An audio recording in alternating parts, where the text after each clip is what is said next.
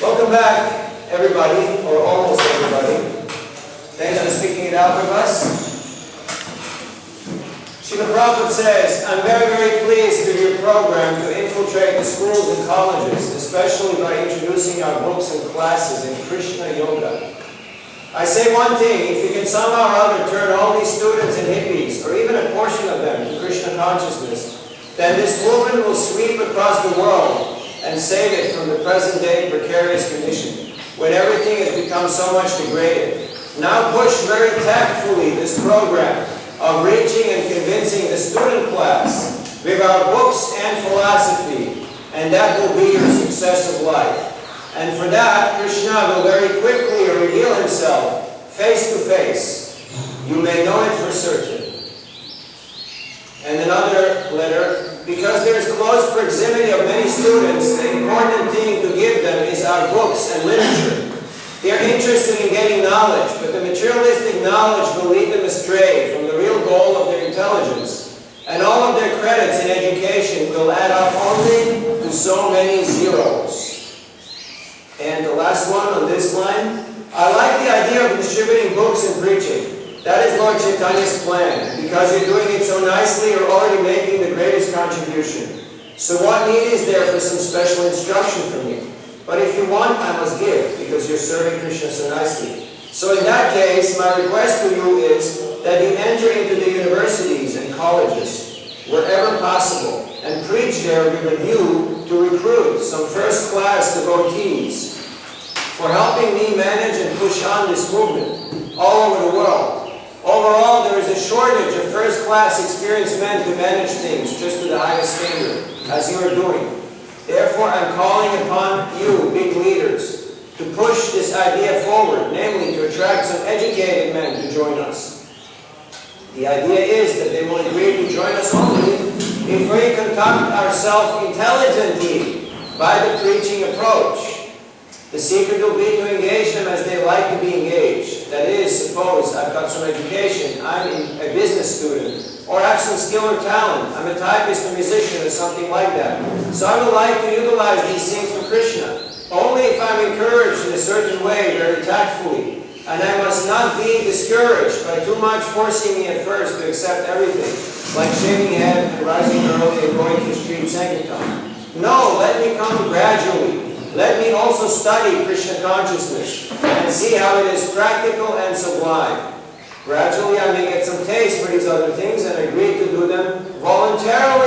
and intelligently.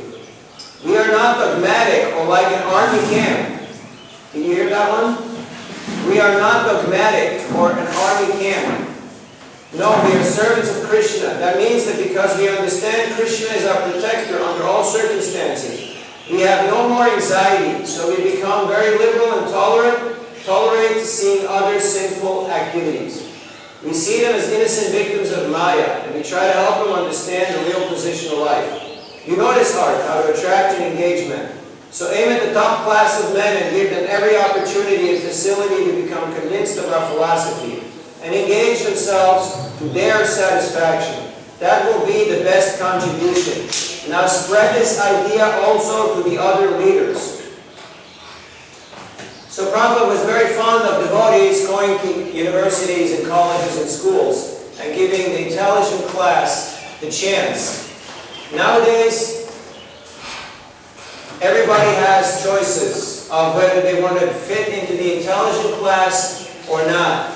It's not so much a matter of whether you're in school. Although, honestly speaking, people who are in school, they have a better chance. But oftentimes, there may be other issues like pride, arrogance, degradation, sense gratification. So, we spoke this morning about different varieties of areas where you can go in the Shivid books.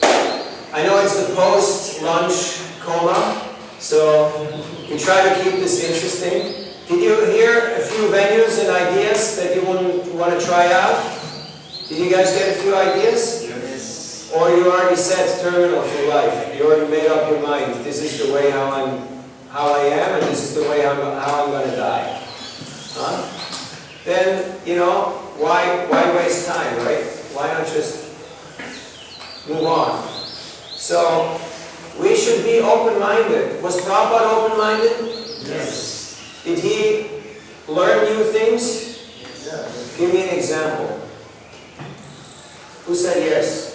Okay, get the mic right there. That's what happens, you know? When you agree, sometimes you get challenged. Prabhupada was initially he was distributing his small paper leaflets in buses and in restaurants also, but once in bus when he was distributing, the conductor of the bus, he advised Prabhupada that you are distributing these leaflets, why don't you distribute some books, so hardbound books. So one person gave him a suggestion or challenged him, and Prabhupada took it as Krishna's sign that Krishna spoke to him through this person. So many times people tell us things and we think like, who are you? You know, why are you talking to me? And we don't see that maybe Krishna is talking to you through this person. Initially, Prabhupada, following in the footsteps of the Guru Maharaj, was publishing magazines, pamphlets, because that was the way how things were moving here on this side. But then he got the advice, do books, and he got into books, yes. Microphone. Hare Krishna, though it was an instructions, he didn't just do, he didn't spread the movement just here in India, he took it everywhere. He didn't just stay where he was, but he went to a different place. He tried in India, right? Did you read Prabhupada's biography? You got some idea of his life? If not, please, this is your homework. Read the full Prabhupada Lilamrita and every other book that you can get your hands on about the life of Srila Prabhupada. You will notice one thing. Prabhupada tried. He left no stone unturned. He was in India. He went to Jhansi. The building got taken away from him. He went to Delhi. He went to so many government offices. He got turned down. How many times did Prabhupada get turned down? Countless times. He waited. He wrote letters from Mahatma Gandhi all the way down to the simple people. Prabhupada was there communicating, but the response was minimal. So he went abroad and he made Krishna consciousness a household word, a household commodity in the West. And then he came back to India. It's called the pizza effect. You know that in Italy, Anaka, correct me if I'm wrong, pizza was not considered a very opulent or luxurious dish. It was considered a poor man's food, right? But then it got exported to America and it became a you know, a big selling item. And they made restaurants just for pizza. And then they brought it back to Italy. And now it's considered okay, right? It's okay. So, in a similar way, Krishna consciousness. In India, people were thinking, yeah, Krishna, yeah, you know, we know Krishna, right? We have a few temples of him, and, you know, he's one of them gods, right? And, you know, Monday we do this one, Tuesday we do that one, and, you know, and we do that one also, you know, Jamashtami. It's okay. But then, when the Americans and Europeans started becoming devotees of Krishna, the Indians started to go, wow, hey, we got something going here, right? Yoga was not a big thing here in India. You had a few yogis, but it was not really a big thing. But when the Westerners started doing yoga, now in India, yes, now people are jumping about it. So Prabhupada was ready to learn new things and to adapt to the environment. So in a similar way, we're asking all of you to extract the essence of this course and to adapt it to your environment. That means you have to be attentive. And that means you have to pay the price of application and go through the challenges, reversals, and obstacles. What we're going to do now is, we'd like to hear from you, what are the main obstacles that you're facing? One that I can see is sleep. There's Nidra Devi, the goddess of sleep, and he's tightly embracing us, you know, and kissing us, and we're just passing out. And it happens at the most unconventional periods. Like sometimes you're sitting in class and your Guru Maharaj is giving class and you just fall asleep. Has it ever happened to you? Yes. Now if people ask you, what did you talk about? No idea. Why? Because the lights were out. So we need a scribe here. Can you have a scribe? Anybody knows how to write? Yes. I was getting up to take water, not. Oh, water, okay. Water is alright also. Water? Yes. Okay, grab any pen and write down sleep. Okay, what other obstacles are you facing? Rejection. Rejection. Rejection. Okay. Nanda. Lust. You're too young for that. Lust, okay. What else? No other companion. No friends who's coming out. Okay, how do you want to put that in one word? Devotion. Partner. Partnership. Partnership. Partnership is something else. Devotion. Fellowship, yeah. You have one. No, I was going to say no support. No? Support. Okay. Support. Support, yeah. Okay. Other obstacles that you're facing in your book distribution? No training and education. No training and education, yes, Tulsi. Can't hear you very speak loud. Silence. Very shy. You speak loud. Is it a problem sometimes? Yes. Okay, what else? Inspiration. Inspiration. Where's the inspiration? Prem. No, find out enough time to read. Not? Find out enough time to read the books. Not enough time. Time Time to read. Okay. Anaka. Attachment to the result. Attachment to the result. Yeah, attachment to result. No tolerance. Intolerance. Other obstacles like Health issues. health issues. You look pretty strong. You know, some people look pretty strong, but then you hear them talk and you see like their mind is like, it's just mush, you know? Like, they look strong, but they're not strong. So health/mind, age.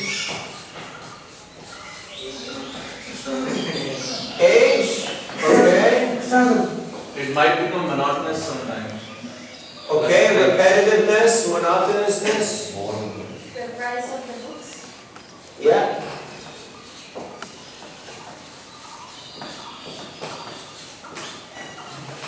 Okay, next one, you can start at the top again. Economy /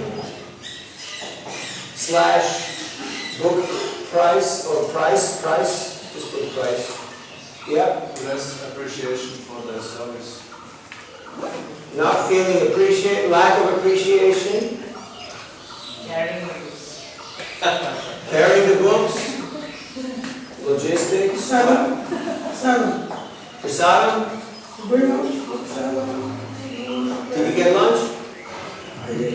Lunch is okay? Good. All right. Or prasadam is too good, and you won't get out because you just fall over right after. There's a serious problem, I tell you. I remember, back in the day. Too many services. Too many services and expectations. Everybody wants you, and you just can't get to the door to get out on the street. That's right. Insecurity. What else? Knowledge. Lack of knowledge? Read the books. No. Lack of confidence. Lack of experience. Lack of experience. Lack of faith. Lack of faith. Okay, you can put them all in the same bag. Yeah. Bad mood. Huh? Bad mood. Bad mood. Yes.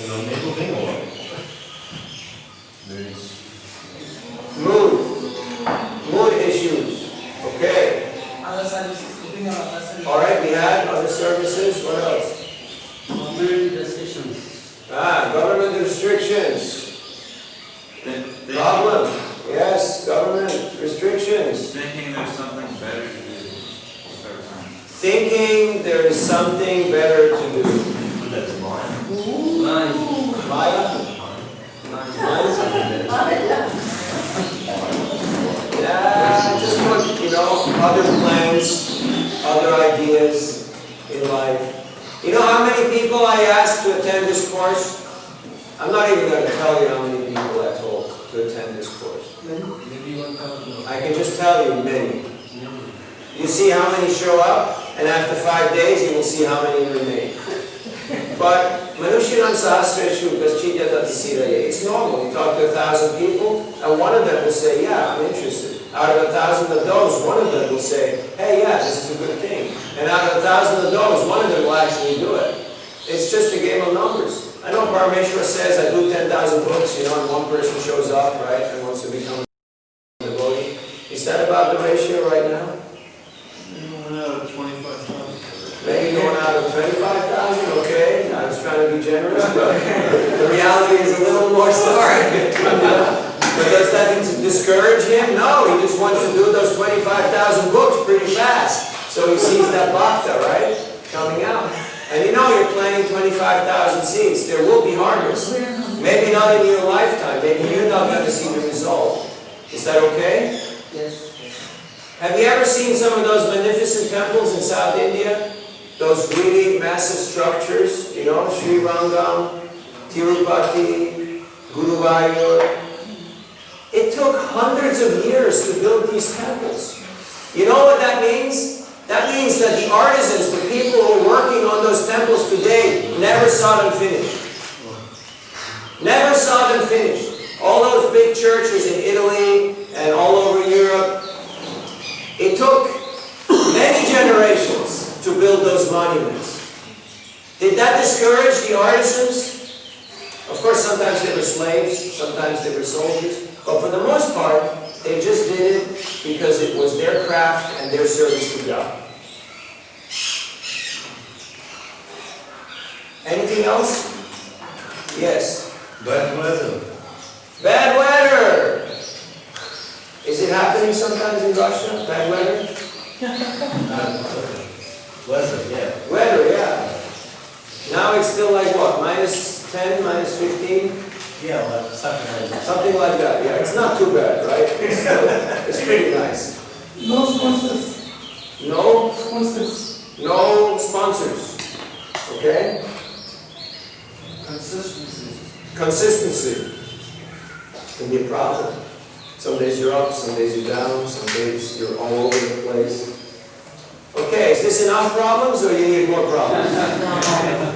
I can tell you more, you know, I got a whole bag full of it. No, maybe a lot of them go under Maya. Who? A lot go, the obstacles go under Maya. A lot of these go under Maya, yeah, absolutely. So basically there, thank you, Warren. Basically, Maya, yes. There's two broad categories. What are the two broad categories that you can identify here? Dear friends? Maya means what? Yeah, but in this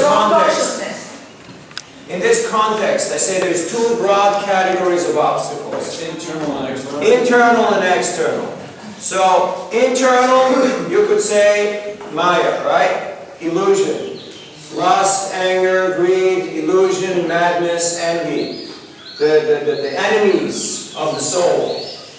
And then external, all the rest of it, right? From officials to weather to all the logistical problems that are out there in the world.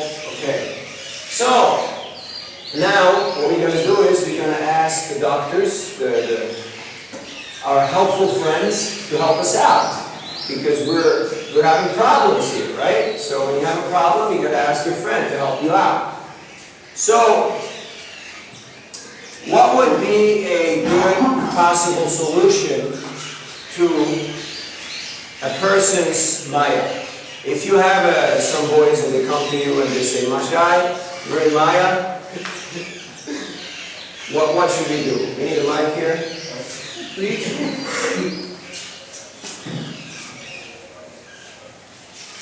What are you going to tell them? Sit properly, you're on camera.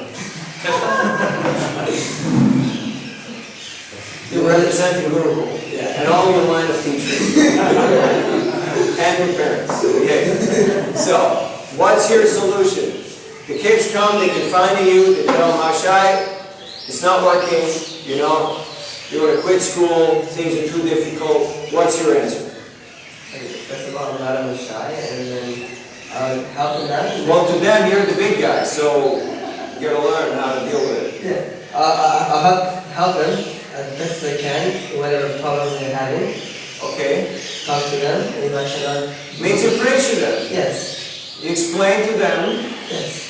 where their problem is coming from and how they can solve it. Yeah. How do you do that? By speaking to them and finding out what the problem is, and then working on it. And then if I cannot do it, then I bring them to my superior, to my teacher, and then... If you can't fix it, you know somebody who else who can. Exactly. That's a good strategy. Yeah. And most likely, all these issues that are related to Maya. Have you heard of this book? Have you read this book? Does this book address the problem of Maya? Yes. Like in some ways or the other? Huh? Maya metam durantite, yeah. If you surrender to Krishna, you can overcome the Maya. And if not, then impossible. Because Daivihesha Gurumai. Huh? Maya is insurmountable. You can't overcome Maya by yourself. It's not possible. But if you tell shelter of Krishna consciousness, it's very much possible to overcome Maya by Krishna's grace. Because once you're a Krishna, then everyone else has to back off. Because Krishna won't allow his devotee to be influenced. But we have to take shelter. And taking shelter is not something that I've done 30 years ago. Or that I've done, 5 months ago. Taking shelter is a moment-to-moment activity. Like right now, I could just go on talking, but if I'm internally not asking Krishna to guide me and to speak through me and to give me the intelligence to be able to say the right thing, then I'll go off track. So in Sankirtan, this is a constant meditation, where constantly we have to be in this sweet surrender zone and praying internally, a very prayerful, deep mood. You're forced to take shelter of Krishna. Otherwise, you can't touch people's hearts. And Maya is powerful. She's going to come and eat you up alive. So, Maya. Maya is overcome by Krishna consciousness, and it's as simple as that. Better hearing and chanting, daily reading, good association. This will overcome all these problems. Otherwise, you can go on talking about lust, anger, greed, illusion, madness for a very long time. But the one and same solution is Krishna consciousness. Anyone would like to add anything to this, or disagrees with this, or some other point of view? Just keep doing. Just keep doing. Just keep doing, but sometimes you keep doing, but then you can't keep doing because you run into the same. Read the book again. If you keep reading the book, then you can keep on going, yes, but sometimes you have a problem and you can't solve it by yourself. So you need to get some outside help from somebody who's not having the same problem like you. So you need to have a few friends, a few people who can help you. So that's why it's good to be in groups, to be in teams. Like you said, you have a group leader. If he can't help, then he has other people who can help. In this way, there's always somebody there that you can take shelter of. You know, it's funny because when I was in a situation where people were starting to come to me to ask for advice and to ask for guidance and to ask for shelter, and I was telling them, yeah, you have to take shelter. You know, you have to follow the process. And at one point, I was reflecting and looking at myself and saying, you know, it's nice you're talking about all this stuff, but are you taking shelter? Are you taking guidance? Are you taking advice from others? And then I was realizing maybe there is some room for improvement there.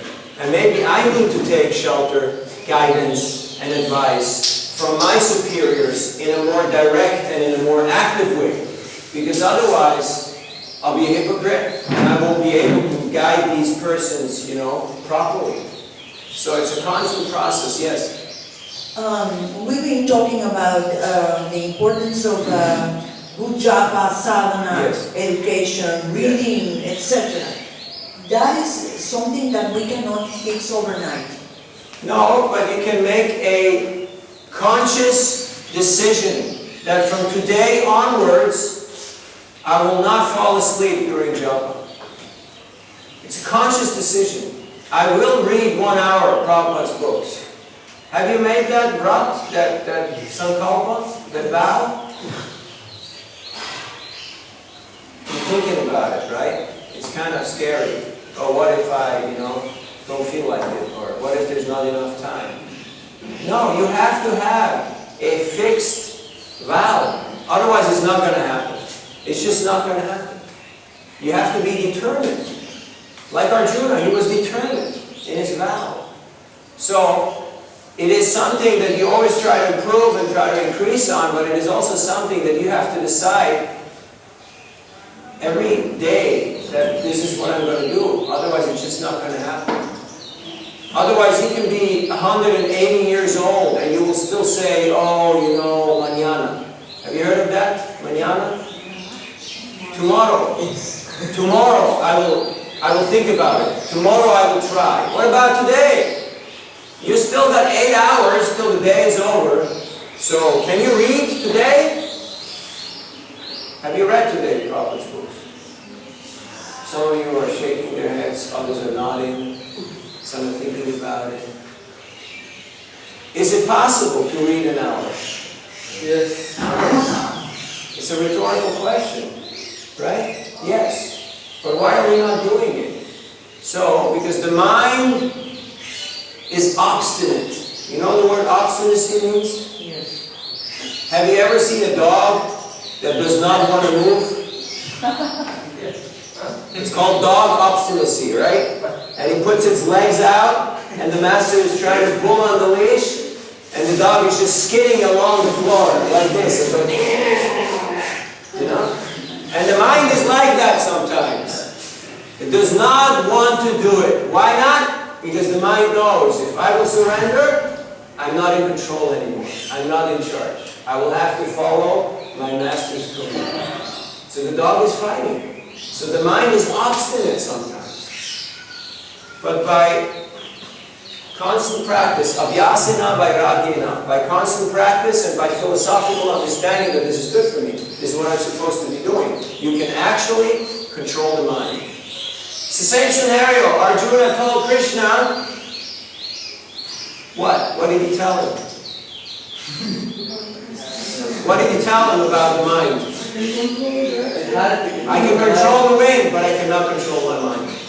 And then what did Krishna tell him? No, it's possible. By constant practice and detachment. Detachment means you understand the philosophy. I'm not this body, I'm not this mind. You have to understand the philosophy. And how can you understand the philosophy if you're not reading the books? It's not possible. It's just not possible. So if even the book distributors are not reading the books, what are we trying to do? We might as well go home, pack up, go back to mama and cry. Right? Really? I mean, what are we trying to do? What are we here for? Buy the t-shirt, take the picture, you know, eat the ice cream, say, I've done it, I've eaten in the Dham, I went to this festival, to that mela, I did this thing, that thing, I bought some stuff. It's not Krishna consciousness. Krishna consciousness is not a zip code, it's not a postcard. It's Krishna consciousness. It's to be conscious of Krishna in every moment, in every situation, in every interaction. That is required. Otherwise, Maya will eat you for breakfast. She's going to take out your entrails, you know, she will eviscerate you, and she will wear these entrails, your guts, around her walking stick. You know? She got a walking stick. And your guts are going to be around that walking stick as a trophy. So you don't want to become a casualty. It sounds a little graphic, it sounds a little grotesque, but it's good, you know, in the post-lunch coma phase of the day, to be shocked with some graphic display. Yes, Jiv Jago, Gaura Chandra Bole, Kota Nigra Jao Maya, Pisachira Kole. Wake up, sleeping souls. Don't sleep on the lap of the witch Maya, because she's going to eat you. You're not going to like it. Right now it looks all great and wonderful and cozy, but then later on, it's not going to be that nice and fun. So Maya is not something that you should play with, that you think, oh yeah, we can, you know, it's all cool. We can play games here. It doesn't work out. It doesn't work out. So, Krishna consciousness is the solution. Now, the other categories, all these externals, we're going to look at some of them, and we're going to discuss them, because they're reoccurring scenarios, and it's important that we're aware of them so that we can actually learn how to deal with these obstacles in an adequate way. Alex, you got the mic? You want to say something? Or you just feel good? Rob, can I say something? Of course you may. Also, we have talked about the offenses. We are committing offenses. We are in a mode of passion. At least me. I don't know the others. It's not easy not committing offenses. We are not perfect. We are in the way. So, what we can do with that? What can we do with that? Well, Madhurya Kadambini and Harinam Chittamani and all these other wonderful books of the Vaishnava Acharyas about the chanting of Hare Krishna, they recommend to us, just keep on chanting. Just keep on chanting. And eventually, you will lighten and the offenses will go away. They will get lesser and lesser. It's like, you know, you have ink in a glass, you keep on pouring milk, and you pour a lot of milk. After some time, there's only milk inside, and all the ink is gone. But some people say, there is some dirt there. Oh, I can't do this. I have to stop. I'm too contaminated. I'm too sinful. But that's a wrong type of attitude. You just have to keep on pouring Krishna consciousness, and eventually all the dirt comes out. Yes, you're in the shower, there's some dirt, obviously. There is still some contamination, but keep on practicing, and eventually you'll become purified. Okay, external challenges. Police and officials. Very important point when you deal with government people. Alex, can you read this? Police and other officials, always be polite and respectful. Keep in mind that officials are often influential people. Never give them a bad impression. Report any significant interaction to your Sankirtan leader. These are people who have a position of power and authority. The best thing is to give them some respect, some appreciation, to deal with them in a very polite manner. They cannot tolerate it if you ignore them, if you insult them, or if you lie to them. So you have to be proper in your behavior. Otherwise, they can cause you a lot of problems and grief. You may not like it. Sometimes police may come and say, you cannot set your table here.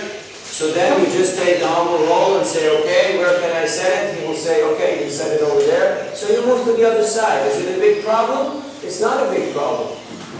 But if you are headstrong and say, no, no, no, no, we're doing the good work of the Lord, you're not going to move, you're going to stay here, he can take you to the station. He can ruin your whole day. He can confiscate your books. He can give you a big fine. They can tow your vehicle. They can do many things.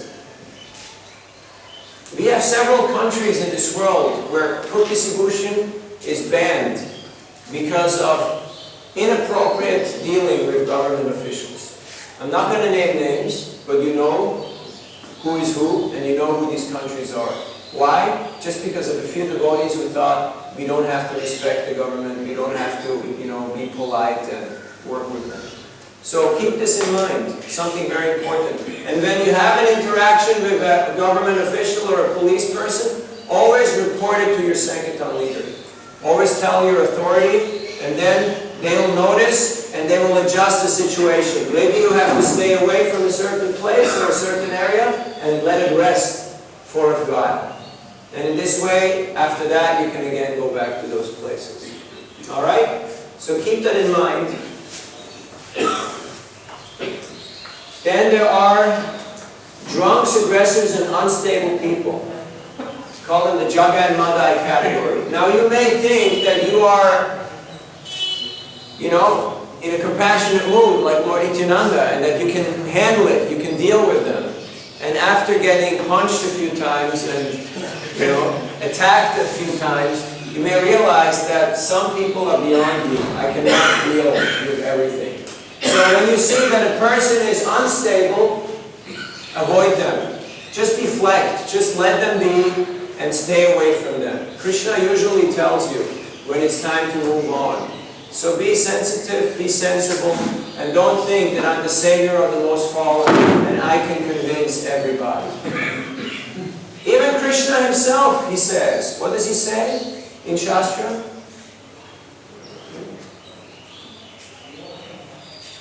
What is the definition of a Madhyamadikari? One who makes friendships with the devotees, preaches to the innocent, avoids the atheists and envious people. Upeksha.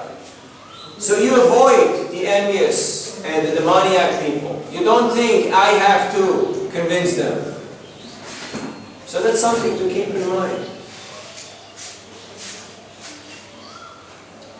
Then members of other faiths. Does this ever happen to you, that you meet members of other faiths, of other religions? Yes. Can you waste time with those people? Can it happen? You can get into arguments. You can really lose it. So, do yourself a favor. It's okay to make mistakes. I'm sitting here because I've made most of the mistakes, and that's one of the qualifications of a teacher. You have learned from the mistakes and you've moved on. So keep a little book and keep those categories. You can make the same mistake 10 times, but don't make it more than 10 times, okay? So you start getting involved with a person of another religion, and you start arguing with them about their scripture and about their worldview. And after half an hour, usually, you realize this is pointless. It's not going to work. They're not going to take a book. They're not going to appreciate. They're not going to change their view. And then you walk away, usually more disturbed and upset than before.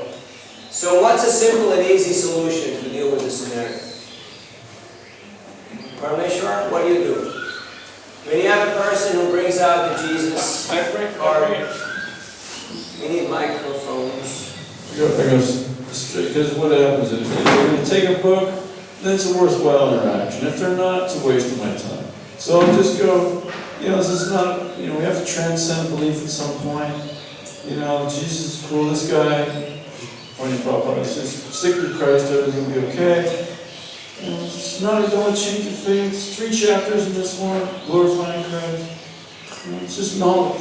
So you show the similarities, you point out the commonalities, you show the unity. Knowledge, it's spiritual, it's transcendental, you appreciate the person. If they go for it, fine, if not, move on.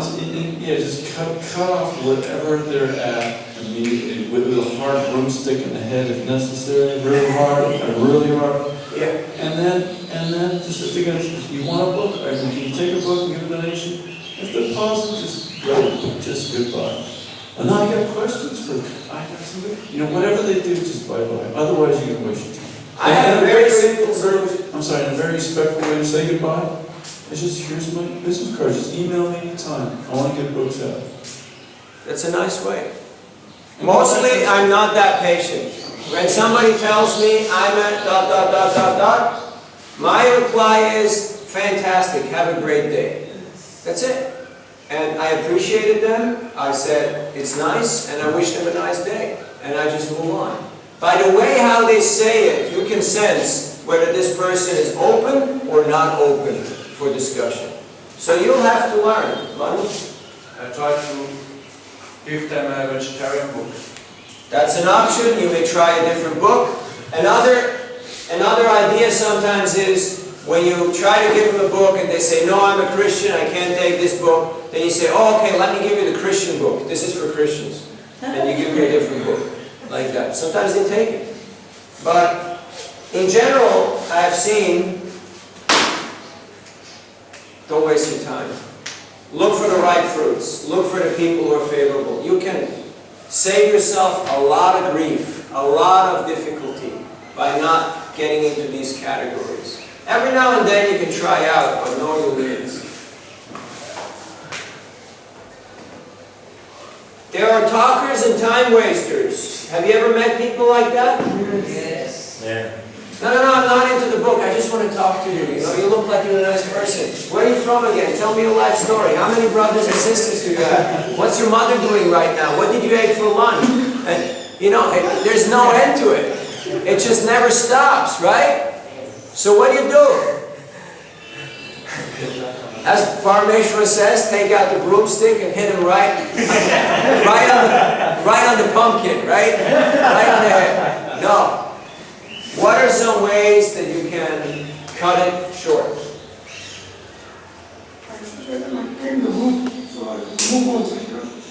You move on, okay? But what's some other things you can do? Just offer the book straight up. You just offer him the book straight up. You just make an offer. You just say, are you interested in this? Would this be something that you would be considering,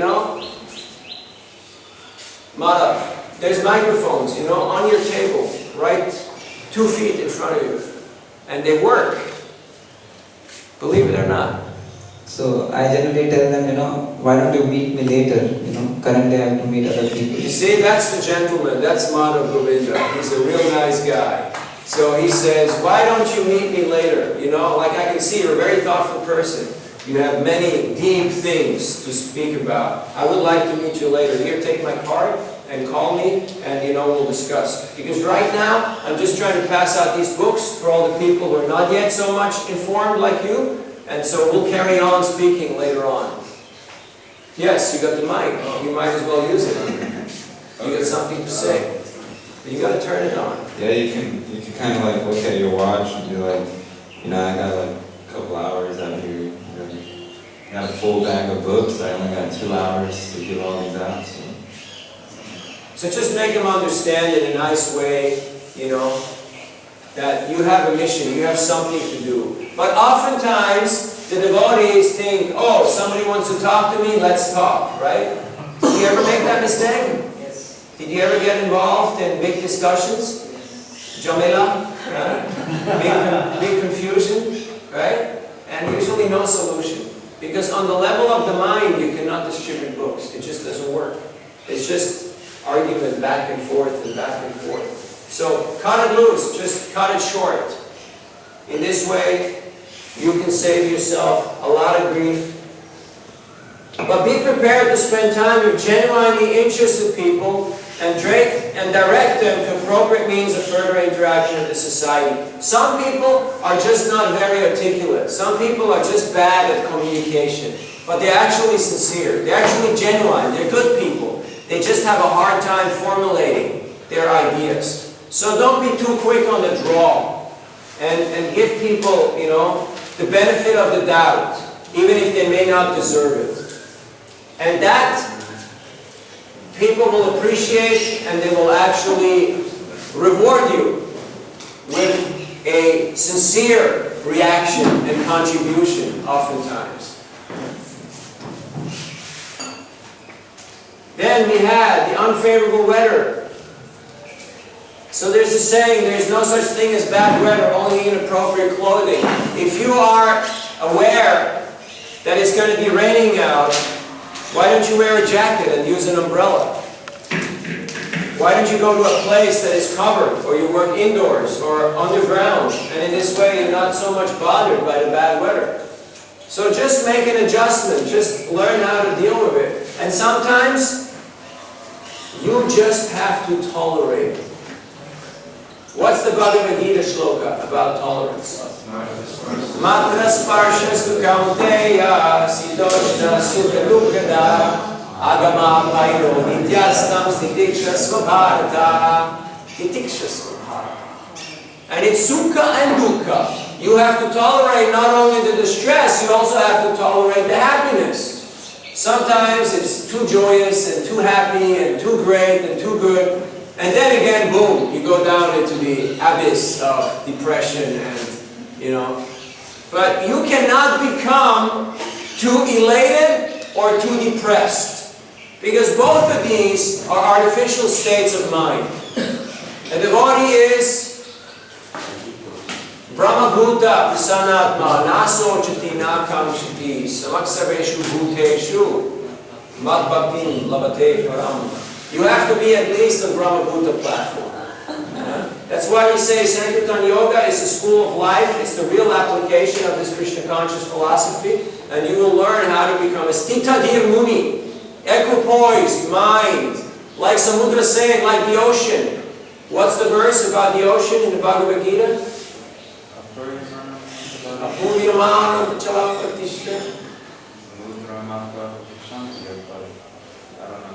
Yeah, but it's good. You're on the right track there. Even though so many rivers flow into the ocean is always calm, equipoised. So many impressions come in through the mind and through the senses and through the people that you meet, but you have to stay calm. You have to stay equipoised. And some days it's great, and some days it's not so great. I remember one day I was in Vevey, on the Lake of Geneva, which is the headquarters of Nestle. And there's a big parking lot right on the lake with hundreds and hundreds of cars. And on that day, it was Christmas Marathon in December, Prabhupada Marathon now. And it was snow rain. You ever had snow rain? It's like wet, snowy rain coming down. And it was a lot of wind coming from the sides. So initially I started off and I was wearing an umbrella, and the umbrella just got blown away. And then I said, okay, today it's just going to be wet and cold. Okay, deal with it. And we're carrying books, like stacks of books, from here, from the knee to the nose, like big stacks of books. And I was just walking around the cars, and the people would literally park and run out of the car just to get to some sheltered place. So you couldn't allow them to get out of the car, otherwise they're gone. So what I would do is, I would just go up to the window and knock on the window and motion like this, and they would open the window maybe this much.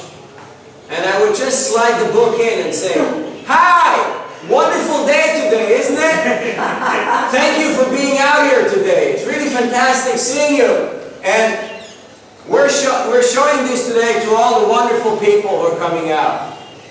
And people couldn't believe it. Like, why is this person so positive? You know, it's like raining cats and dogs. It's the worst weather ever in the year. And I did 300 books on that day, hardcover books. It took me about 10 hours. And I was soaking, dripping wet. But I was blissful. I was ecstatic. So if you agree in your mind that today it's just going to be a little hot, or a little wet, or a little cold, then it's not that bad. It's not that terrible. It's just a matter of mental adjustment. You can adjust your mind.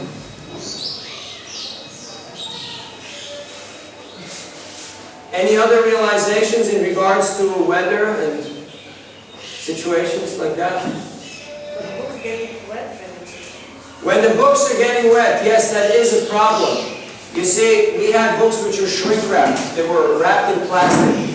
So that helps when the books are shrink wrapped. Otherwise, if the books are open and loose, then rain is really not a good thing. They really get destroyed. So you have to make sure you're in a dry place. Otherwise, it becomes hard.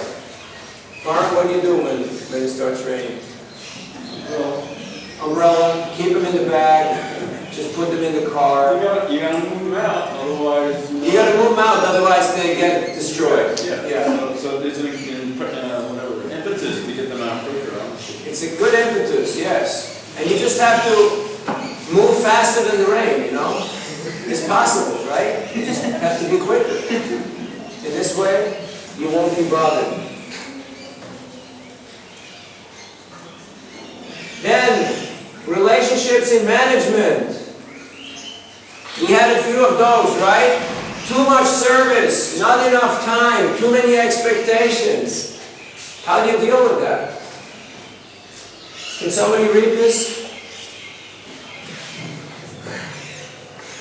Okay. We got 2 microphones. Sankirtan leaders should work in cooperation with the temple president, department heads, etc. to ensure that support systems are functioning properly. Have regular meetings with temple department heads, not only when something goes wrong. And express the importance of both distribution, but keep in mind that other services are valuable and that the devotees involved face their own challenges. So it's really about good interaction between the different departments in a temple. If everybody thinks it's only about us and the other people are not important, then you have a breakdown in relationships. So you have to have good communication, which leads to good cooperation, which leads to love and trust. People have to feel we're in the same team, moving in the same direction, we want to achieve the same goal. And you have to also be what's called a mensch. You know, you have to be a little human. Which means that if there's a festival, Sankirtan devotees should be willing to stay back and help out and make the festival a big success. Is that okay? Absolutely. Don't think I have to be on the street 365 days a year, and when the big festival is on, like Jamastami, Ratayatra, Gorpurnim, you know, you just split and take off. No, participate in the festival. Help the temple to do those activities. Because in this way, it's interdependence. Everybody is working together as a team. Very important points. And then there's give and take. You know, in every relationship, there's give and take. And so both people feel like, okay, we're both making a sacrifice, but we're both getting something out of it. So it's about the leaders meeting together and having good cooperation, and then things can move on smoothly. Otherwise, it will always be a tug of war. Of course, it's a challenge when you're in a small place and there's very few devotees and a lot of services. Then what do? Any solutions to that scenario? Some of you are facing that scenario? Small temple, too many services? What's the solution? We haven't found out what's the solution. We are very few. Yes, so what's the solution, Madhav? Make more devotees. Make more devotees, involve more people. How we are going to do it with no Sankirtan? There's no Sankirtan in our How you do it with no Sankirtan? Then you start doing the Sankirtan. You can't just stay at home and say, where is everybody? It's so quiet here. You know? Well, first go into the front door and check. Is it locked or is it open? You know? If it's locked and nobody answers the phone, how will you get more people? If people come to your place and there is no food, there is no smiling faces, there is no hari-hari bowl, why should anybody stick around? If it feels like they're in a graveyard, then they're like, hey, you know, I don't like this. I want to go somewhere else. So make your place nice. You know, when people come to our temples, to our centers, the only question should be on their mind, I want to become like you, and I want to stay here. What does it take for me to stay here? Can I somehow stay here? That was my question. And they were like, no, no, no, you got to go to school, you got to finish school. And I was like, no, no, no, I want to come and stay here. No, no, go and finish school. No, I want to stay here. You know? Because it was so attractive. It was so welcoming. It was so loving. But sometimes we go to temples and we're just thinking, oh, when can I leave? You know, when can I leave this place? I want to get out of this place as fast as possible. And you know, it's not a good thing to say, but we're in the inner circle, so you have to discuss these things. So how can you create an ambience that's really attractive? We're going to speak more about this tomorrow. But the first step is proper communication between the devotees and especially between the department leaders. If you want to go on Sankirtan and you just find out that the van is not there because somebody else took it to go visit his grandmother, which lives like 3 days drive away, and the car is gone, how would that make you feel? Sankirtan Yagya. Where's the van, dude? Have you ever had that experience? You're ready to go, you're ready to rock, but you know, the van hasn't been serviced, it's broken down, or someone else took it to do something else. It's not very great for enthusiasm. So there has to be proper communication, otherwise you'll run into these snags. I'm not saying that there won't be any problems, but you'll learn how to deal with these problems when you have proper communication. Then, there are certain things that you have to be aware of. Somebody read this? Anand Kirtan?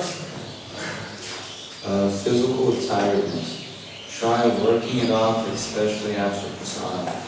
If necessary, go and take extra rest. If continually tired, consider sleeping longer at night. If this doesn't help, consult a doctor. Does this seem like a scenario that you may have encountered? Yes. Yeah, it's regular, daily, routine, textbook scenario. So learn it, learn how to deal with it. I have seen more devotees wrecking their health because of just being callous and being insensitive towards their own needs and other people's needs. Before being Krishna conscious, you have to be conscious. That means you have to be aware. And if you ask somebody, how are you? And they say, well, I don't know. Then you're like, what? Should I hit you or what? You don't know how you're doing it? How are you? I don't know. You have to be aware. Are you healthy? Are you okay? And it's important because this body is Krishna's property. Sanatana Goswami, he wanted to get rid of his body because he felt it was an embarrassment. He had all these sores and it was itching and oozing and it was, you know, causing him discomfort and it was causing discomfort to others. So he made a plan that he wanted to commit suicide by jumping onto the Rath cart of Lord Jagannath and in this way giving up his life. And what did Lord Chaitanya say? Look at this person, he's a criminal. He's trying to destroy somebody else's property. He has given his body to me. His body is my property. I have plans to spread Krishna consciousness through Sanatana Goswami, through his writings, through his preaching, his teaching. And what is he trying to do? He's trying to end his life and destroy this body. My property. So what is this? Mahaprabhu was not pleased. Sanatana gave up his idea. And of course Mahaprabhu embraced him, you know, he went away. But it's an example. The Lord is teaching us through his devotees. So it's not okay to be sick, to be weak, to be depressed, because you're not functional, you're not productive, you're not able to do your service in such a situation. So please, learn how to take care of yourself. If you can't take care of yourself, you need somebody who will take care of you. It's as simple as that. And often it's a combination of the two.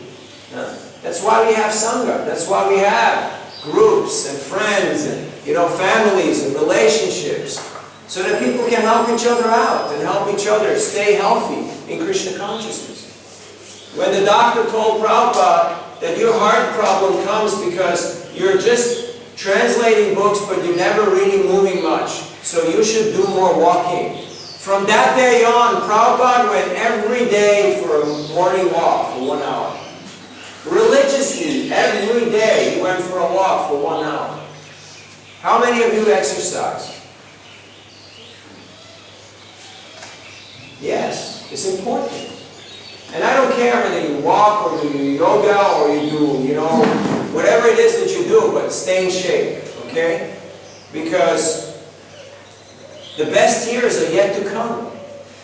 And it's just not all right when you see people who are in their 30s, in their 40s, and they're sick, they're depressed, they're dysfunctional, just because they don't know how to take care of themselves.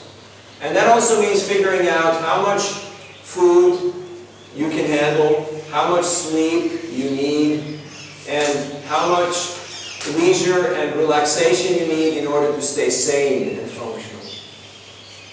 So, it sounds like pretty basic stuff, right? But sometimes we lose out on this basic stuff, and then things becomes a little difficult. Excuses and objections. Okay, we're going to get into these after just a little while. Any questions about this, all this discussion that we just had?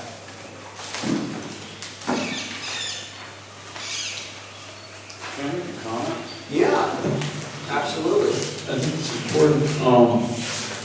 I remember I learned something from Madhukari where we were out distributing books, and I came back to the van, ranting and raving, and he just looked at me and said, this is a great opportunity. We just have to muster up some more bhakti. That was his move. And we learned a lesson here. We have all these challenges, and that when you're super challenged and you apply yourself, even when you're internally super challenged, like I don't want to go out today, or I'm really tired today, and you still do it, you're going to have a good day. Because Krishna's just looking at the bhakti output. He's not looking at anything else. Just what is your bhakti output is all that he's after. And at that point when you're super challenged, externally, internally, both, and you still do the yajna, wow. That's what really super pleases Krishna, as opposed to I'm all good and you think you have a good day. I fully agree and second that. At the same time, given the topic, sometimes you also get the message from Krishna that take a day off. Yeah, that's true. And you got to hear that message too. Yeah, like some days, it's just not happening. And then you just have to realize it and pack up and just go into rejuvenation and replenishment mode. So you have to know when it's time to attack, and you have to know when it's time to retreat. Every soldier has to know that. Otherwise you get creamed. You just don't last. And of course, when the going gets tough, the tough gets going. It's not that you just wimp out and things get a little difficult and you think, oh no, today's not my day, I don't feel it. And, 5 people say, no, I'm going home now. No. Then you have to push, you have to persevere. But when you see, just to give you an example, I went to take out my wisdom teeth. That was 30 years ago. And on both sides, I took out about 3 teeth. The 2 lower and 1 higher one. Those big molars, in the back. And I was looking like a hamster, I was spitting blood. I had stitches in my mouth. I was spitting blood like every 30 seconds. And it was winter. And I was in an underground parking lot. And I was just spitting into every corner and in between every car. And at one point I realized, maybe today is not the day. But there was no question of quitting. because we were just not programmed that we would quit. We would just go on till we can't go on anymore. And so, it was not a very sustainable approach, not a very healthy approach. We neglected which principle and value? Health. Which other one? Long-term vision. Remember that one? Huh? So, and at some point you kind of look at yourself and go like, this is not working. We need to change something here. So I fully agree with you that fight it through, fight it out, push, but also learn that when it pushes back real heavy, then maybe sometimes it's time to make an adjustment. And take those days of rest and rejuvenation. It's important.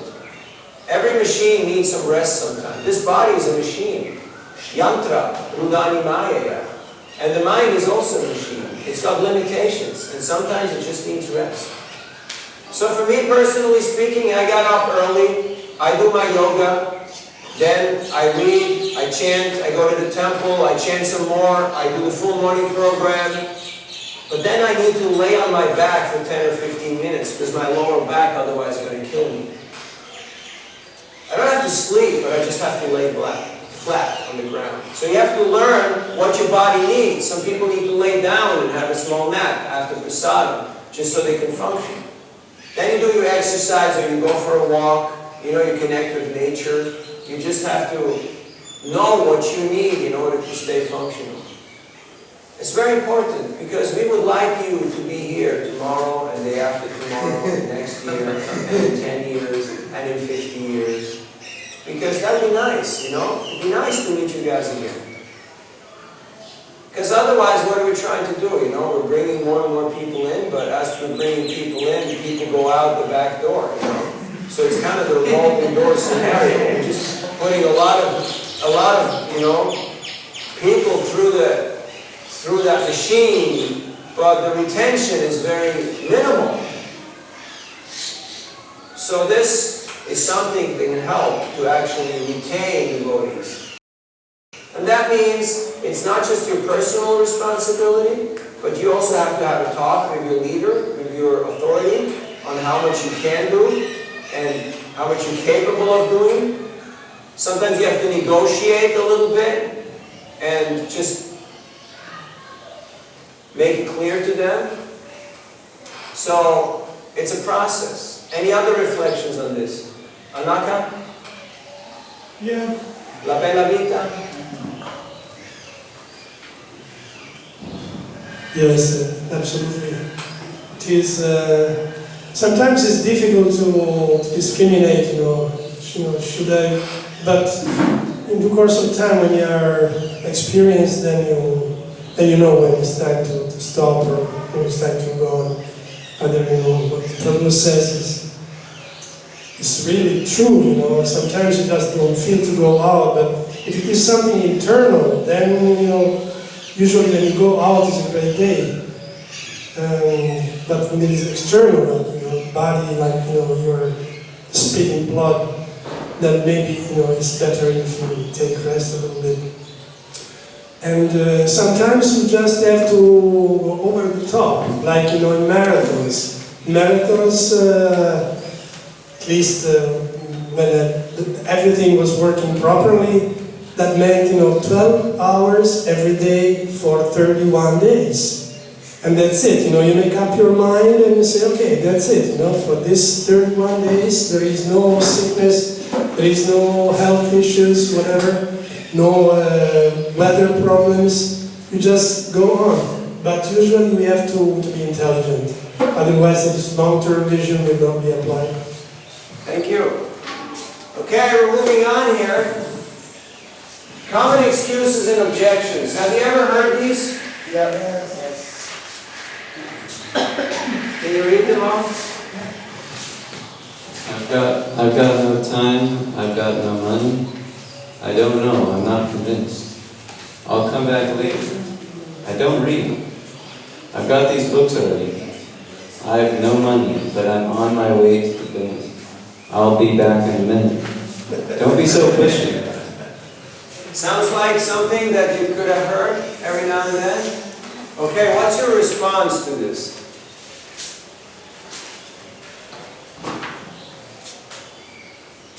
Pray. Give him the mic.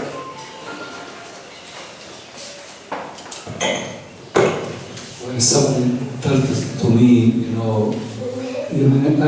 I'm just going, I'll come back, like I do,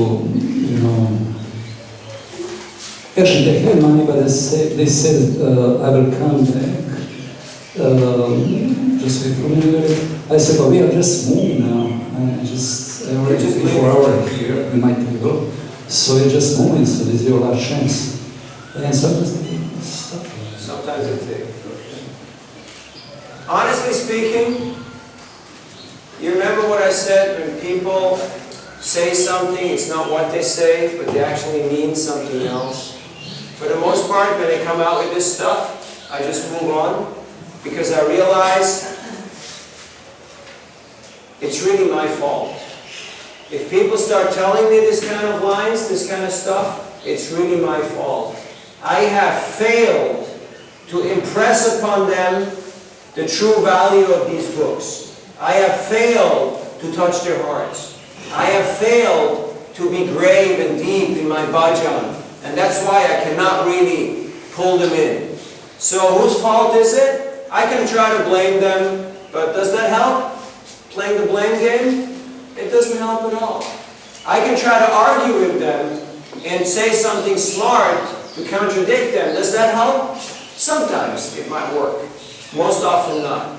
So what I do when these excuses come out, I just, one good thing is if you just smile and you're just super happy, it kind of disarms them. Because you're not entering on the level of the argument, You're just taking a whole different approach. What I often do is I just smile at them and I just persistently show them the book and try them to take the book. Like you're not really addressing the point that they've just made. Have you ever tried that? Just keep on making your presentation and all these other things will, Because what is it? I don't read. I mean, what a lame excuse, right? Well, I don't read. Everybody reads. You may read, things on your phone, or you may watch other media, but everybody reads. Everybody has money. These are all lame excuses that just come. They're just products of the mental platform. It's just a mental spinner trying to discourage us. So just stay on the level of the Krishna conscious soul and project your positivity, and you can inspire people. And that usually happens when you have good japa. When you have good japa, Hare Krishna, Hare Krishna, Krishna Krishna, Hare Hare, Hare Rama, Rama Rama, Hare Hare. Then you can break through. You can actually crack that nut, even if people are not commuting. One time I was in Dadar station in Mumbai, and there's a lot of people walking over the trains, that overpass. And I saw one man coming at me, and he was having a black leather hat and a black leather jacket and leather pants and leather boots and a big black guitar case. And he had long black hair. And I asked him, "Do you play the guitar?" And he said, "How did you know?"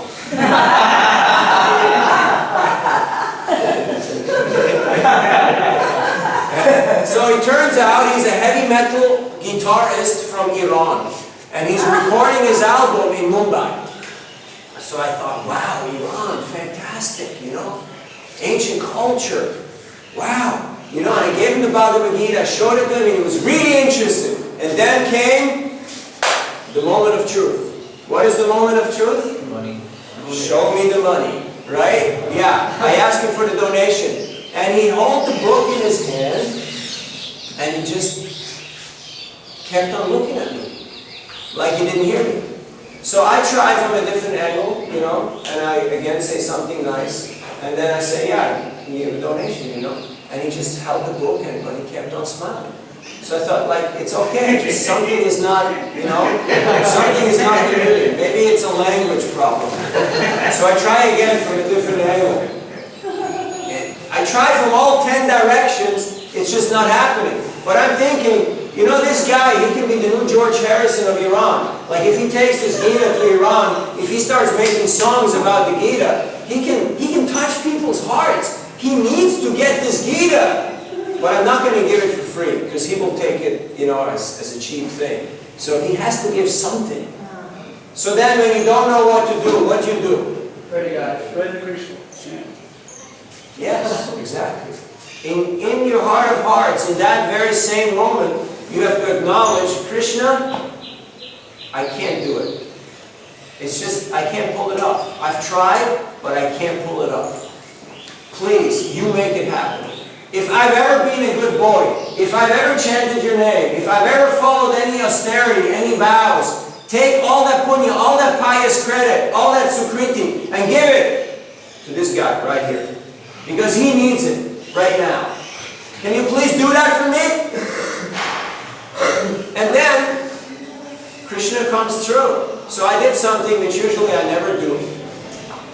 I just embraced him, gave him a big hug, and said, Hare Krishna! A little shy, you know? But then still it didn't commute, so I did it again. Hare Krishna! I had to do it 3 times because my chanting was not very pure. After the 3rd time he was like, donation, okay, yeah, here, take money. And he took the book, and he walked away with the Bhagavad Gita and his guitar. The point I'm trying to make is that you can only conquer the mental platform with the higher level. What is the higher level? Intelligence, purified intelligence, Krishna consciousness. You have to break through, you have to push through. Like Parmeshwar, I've seen him. You know, sometimes you hit that snag, you hit that brick wall, you just have to push through. How? Not by going through it in your head, but by taking the humble position and just praying and being in a humble mood. And Krishna will move the mountain for you. If you have the faith the size of a mustard seed, you know how big is a mustard seed? Tiny, about this big, right? Who said that? If you have faith the size of a mustard seed, you can move the mountain into the sea? Who said that? Jesus. Yeah, we got a few people who know what's going on. Yes, you can move the mountain into the sea if your faith is the size of a mustard seed. This is just one little person here who's confused, who doesn't know what's going on. If I have a little faith, a little taste, a little determination in Krishna consciousness, all these excuses, they mean nothing. Sometimes I just laugh at them, you know? You just laugh and you say, yeah, that's okay. You don't like the mother, you know, the kid comes and screams and yells and shouts and hits the mother and tries to do all the stuff that kids do. And, you know, parents, they just laugh, you know? You just laugh and, you know. So just be kind and gentle and try to give him the medicine. And don't get into all these arguments and all this mental stuff, because it just goes nowhere.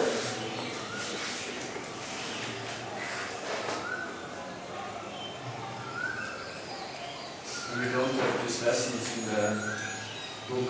All the lessons are in the book. This one is missing. It's not. Huh? This one is missing. It's there. Which one is not there? 10-11 is not there. 12. Well, let's go check, huh? Shall we? I told you. Something missing, huh? Objections and excuses, huh? Well. Yes, something's missing, eh? Okay, we'll try to get you that. Also interesting. 15 through 18. Number 7. Not all the lessons are in the student handbook. Some of them are meant to be just, you know, be done here in the classroom. Only the stuff that you actually have to remember. You don't have to know all the excuses and objections. So not everything is in the student handbook. Some stuff is just in the teacher's handbook and not in the student handbook. Okay? So there's no mistake there. You've got what you have to have. in your handbook. Okay, so, any other questions on this topic? Any other realizations or things that you would like to share on this? Yes, Prabhu. I come from Chandigarh originally. Yes, we need a mic here. I'll be loud, I'll be loud. Yeah, you're loud, but the internet can't hear because they're Very good, yes. farther away than Chandigarh, you know, people from all over the world. Yes. Okay, so this is something about the marathon month. Yes. There's this congregation group which used to go to a yatra every year. By the end of December, the start of the new year, we used to spend our new year in some dham or the other.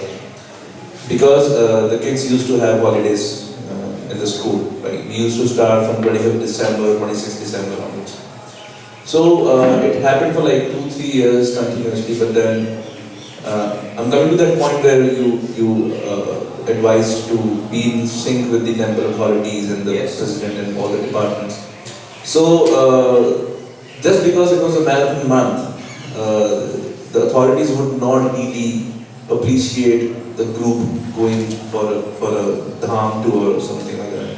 They would rather ask them to stay back and distribute books till at least 31st of December because it's the marathon month. And they might go to the dham yatra after that. But since the kids only have those free days, 25th December onwards, so they had limited days to actually adjust.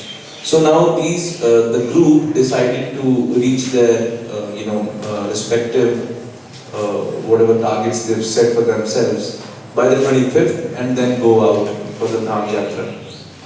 But then there's nothing called target as such because how much ever we do, it's always less.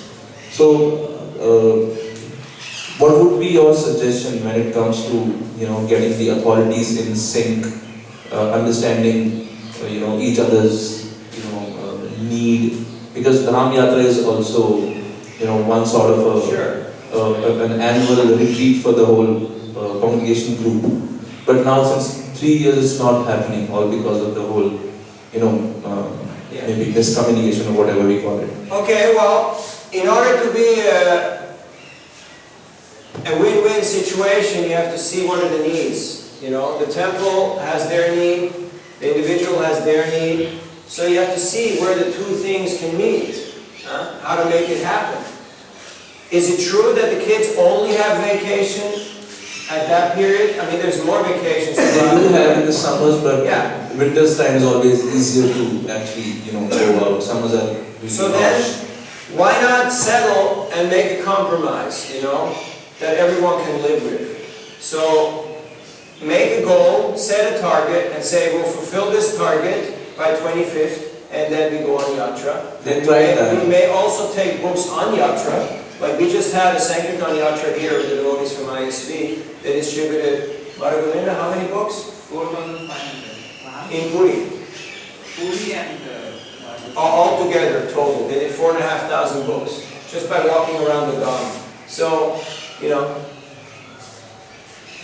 see that both parties are happy, but both have to be ready to make a little adjustment, a little compromise, okay? So, you do more books till the 25th, and then you go on yatra, and you may also do books there. And the temple has to be ready to accommodate that. If they only say, no, only books, nothing else, then people will not really be so inspired. Because, everybody needs to feel like, there is, somebody's home, there is some reciprocation there. And if not, then people just consider, hey, maybe I look for a different temple, or I go to a different place, or maybe I don't like this book distribution thing. People have to feel encouraged, they have to feel enthused. But sometimes, authorities may be unreasonable. I remember in one part of the world, I'm not going to mention where it was, but they had the big Ratha Yatra right in the middle of December. And it just wiped out the whole month. For collections, for cooking, for organizing, for holding the festival, and the whole December was just wiped out with Ratha Yatra. And it took major efforts to move the Ratha Yatra to the Easter weekend, which now it still is, and it's going well and very wonderfully. because they had no marathon. It just was occupied by Rath Yatra. And it's not that we're against Rath Yatra, but it should not be in December. But in some place where it's not possible to do it any other way, then you may have it, and you may see how you can do both things together. But it will be difficult, because there will be a lot of overlapping, conflict of interests, and etc., etc. So you have to see how, that's management. And you have to be ready to adjust and to compromise, so that both parties are happy. Does that work? Yeah. And compromise means nobody is exactly fully happy, but they're ready to live with it. That's a compromise. Most of the situations in this world are compromises. Like we're living in a material body, and the body gets tired sometimes, right, Nanda? You look pretty relaxed. You chill? No, it's okay, it's good. It's just, by your body language, you give a certain message. Like, if you're in an interview, and, you want to get the job, you want to get hired, and the guy's there, and you go like...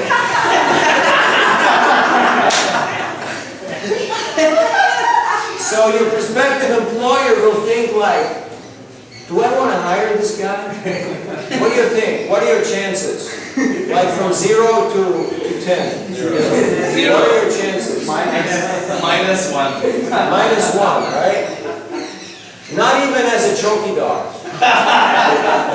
Because this guy is not going to chase any dogs or anybody. Right? This guy's just going to pass out. So, it's not what you say, it's how you say it. It's your body language. Sometimes, like, when you're like this, it might be a little intimidating when you're staring people down. So don't be too relaxed. Also, don't be too assertive. You have to know how to balance, how to fine-tune. Otherwise, you will lose touch with the people. So, before we go for the break, I'd like to share 2 small stories with you, just to show you that your strong desire and your intensity will actually move the mountain.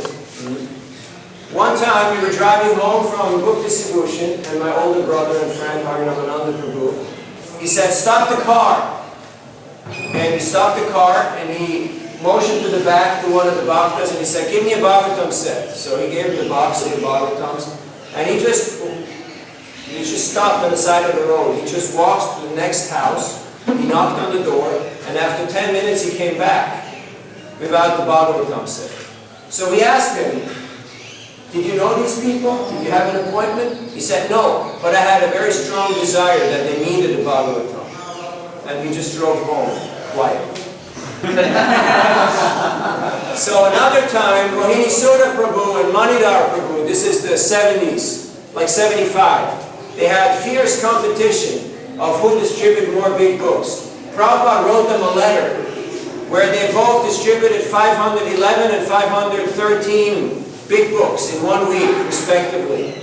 Prabhupada gave them each a set of silver kartals with their names engraved on it. Rohini Sudha Prabhu did not come to Mayapur to pick up the gift from Prabhupada. And when Prabhupada asked why, the answer Prabhupada got was that he thought it's more important to stay out and distribute books than to come to Mayapur and receive the gift personally. That Prabhupada would be more pleased. Prabhupada said, this is very advanced. So, they went out distributing books, and in the evening they were both taking rest in the van.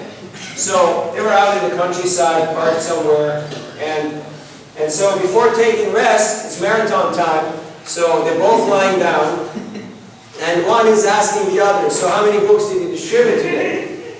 And so Manidhar Prabhu was saying, Rohini Sudha Prabhu was saying, I did 101. And then Manidhar got up, and he opened the door, he grabbed 2 books, and he walked across the field, and came back after 20 minutes, probably walked to the next farmhouse.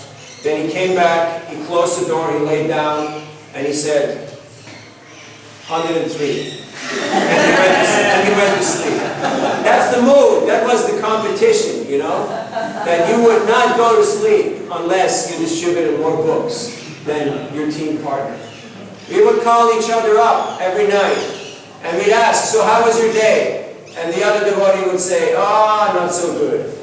Actually, quite terrible. And by the way how they were talking, you knew about how many books they had distributed. How bad? Terrible? Really terrible? How terrible? And we'd have our spies who would find out how many books the other person distributed. One time after the marathon, I came back, and I almost had a heart attack, because I found out that one of the ladies distributed more books than me. And that was just impossible. That was not tolerable. So marathon was actually over, but I still went down to the train station and I did a few more stacks of books in order to, top that score and to not be defeated by a lady. So, competition can be a good thing, but too much of it can turn into a bad thing. So, we need balance. In our body, we need balance. The main theme, the main teachings of the Gita are about balance. What does Krishna say? Yuktahara viharasya? Huh? Not too much, not too little, right? He's talking about all that stuff. Sleeping, eating, recreation, work. You have to find your balance. That's Bhagavad Gita. It's not something mundane. That's clear textbook scenario. So use these things not just for preaching, but also for your own life, for your own application. Because we want you to be healthy and sustainable in Krishna consciousness. Because people will see. So, are you applying this? Are you living this? Is this working out for you? Yes. Yes? Yeah, I can see. You look vibrant. You look blissful. You look happy. I tell people I'm 50, and they go like, nah, it's not possible. You can't be 50.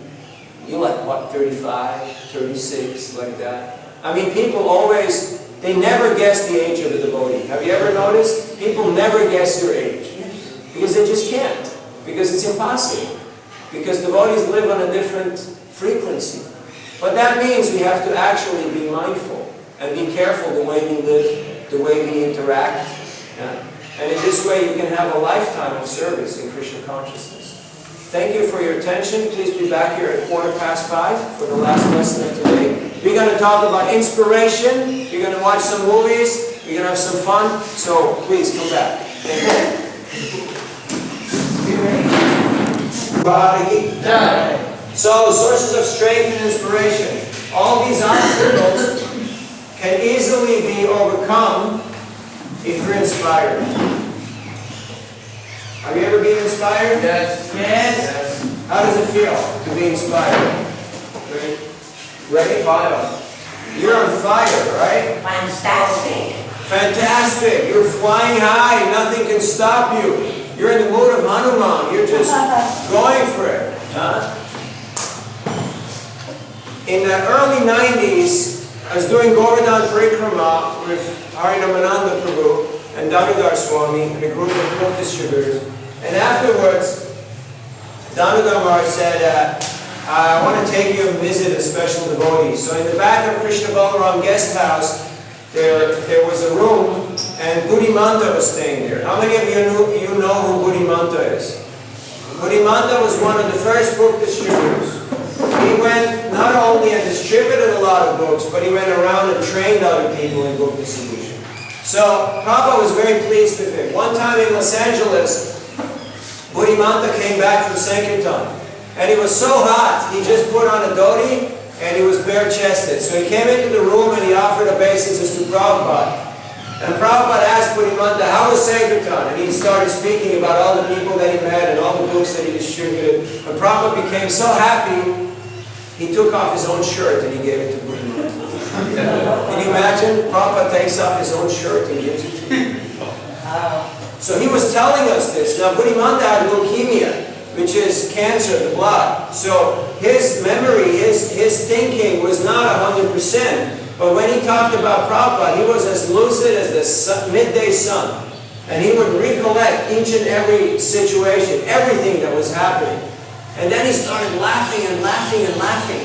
And we were like, is he going crazy? Is he nuts? Like, is he delirious? Is it the drugs, the medication? Why is he laughing like that? And he said, I was just doing a few books, and Prabhupada gave me his shirt. You guys are doing thousands of books. What will Prabhupada give you? And he kept laughing and laughing and laughing. I have got news for you, Prabhus and Vaishnavis. Would you like to get Prabhupada's shirt? Yes. Are you sure? You want to get Prabhupada's shirt? Yes. You can still get Prabhupada's shirt today if you go out and you distribute these books. Prabhupada sacrificed his life to give us these books. If you dedicate a portion of your life, of your energy, of your intellect to spreading this message, Prabhupada will give you his shirt. He will give you his mercy. I was in Gainesville, Florida at the Krishna Lunch, where every day between 600 and 1,500 people take prashadam and hear the holy name, and many of them take books. And I met one devotee who was also involved in book distribution, and he said Prabhupada told him that Krishna keeps a little black book, and in that book he writes down every book that you distribute and every person that you bring to Krishna consciousness. So he said Prabhupada told him personally that Krishna keeps track, Krishna knows, he keeps count of every service that you do. So you should never feel, oh, I'm alone out here struggling, and nobody knows and nobody appreciates, and Krishna knows. Guru knows what you're doing. And it's not about who is the biggest, who is the best, who does the most. You know the story of Hanuman and the spider, or squirrel, both stories are there. So it's a matter of being part of the team spirit.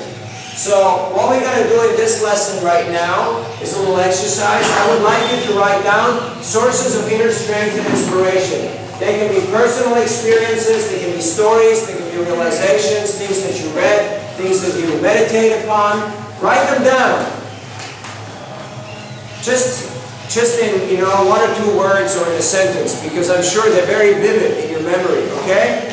So write down your sources of inspiration.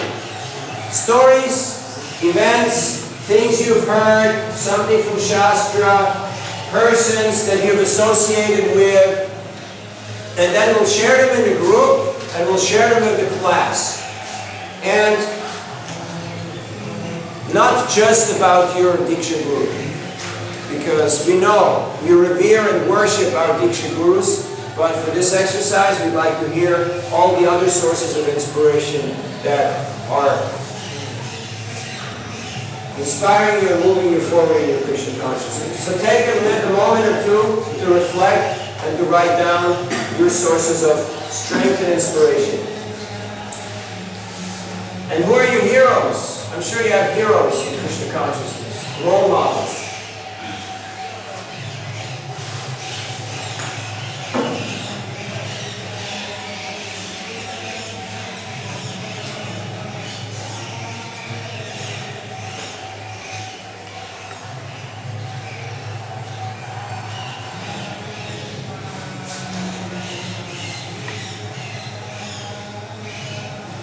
You don't have to write down the whole story because I'm sure you know it. Just in bullet points, a couple of pointers. Sit on tables. Right now a few people are a little disconnected here, so maybe the two of you ladies can move together, and you're already together, okay, and the three of you can also. So now, what I'd like you to do is you share your sources of strength and inspiration on your table with the person or the group that you're together with. And make sure everybody can say their bit, okay? So you got 5 or 10 minutes to do that, please. Kirtan mentioned dancing like full on all out. And I thought, it's true, that really works. It really works. Has any one of you experienced that? If you dance in Kirtan, and you really get into it and you forget to be self-conscious, you forget that you're an old woman or that you're a young boy or that you're not capable of dancing because you forgot that you're not capable of dancing because you're dancing, you know? Yes. When Lord Chaitanya and Lord Nityananda had their kirtan, people were jumping up and down on the trees. You know, they went out on the little branches and they were moving up and down. And there was little children who were dancing for 72 hours without eating food and drinking water. And they were just going wild. So it gives you a taste of that, you know, nectar. Yeah, thank you for reminding us. Okay, what else from that table? Anybody else heard something inspiring that you would like to share? Pray. So some verse is saying, another Kirtan, he was saying, you know, we are going actually to go up and down. So this is inspiration, you know where you are going, and so you want to give others also the same opportunity to describe the planet Krishna exists. And other things what he said is inspiration is to listen, he's listening tapes from these other Sankirtan heroes like Harinavananda, Prabhu, Ravin Sutta Prabhu, and International Yoga heroes, inspiration. Mara, anything you heard? Anything you'd like to add? Or your own experiences? Something that keeps you going when things Well, I was hearing Parameshwar Prabhu saying about how Krishna just gives the inspiration from within. Like every day, although the things may not, like in the before going, it may look like, you know, it's going very tough, and next day morning you wake up and you're ready to go out again. They say that it's Krishna is inspiring from within the heart. Krishna just keeps you going. Somehow, miraculously. Ananda? Yeah, Prima Sankirtan Prabhu was saying how he's inspired by the Mahabharata because he's reading about all these warriors and all these battles going on, and then he understands that Sankirtan going out is like a battle, and being like a soldier on the battlefield. True Croatian Kshatriya. Okay, thank you. You can pass the mic from. We have another mic, second mic. Where's the other mic? Where's the second microphone?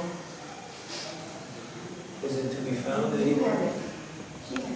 Yeah, you got one, but where's the other one? Here. Okay. Thanks, you got it? Anything that inspired you? I had an experience one day. I was ready to go to the temple and... Low battery. Low battery? Yeah. Okay, he can change that. He can change the battery. Just hand it to him. Yes, go on. I'm talking about my own experience. Sure. I was going out of my house, very sad because I have somebody very dear to me who is very sick. And I was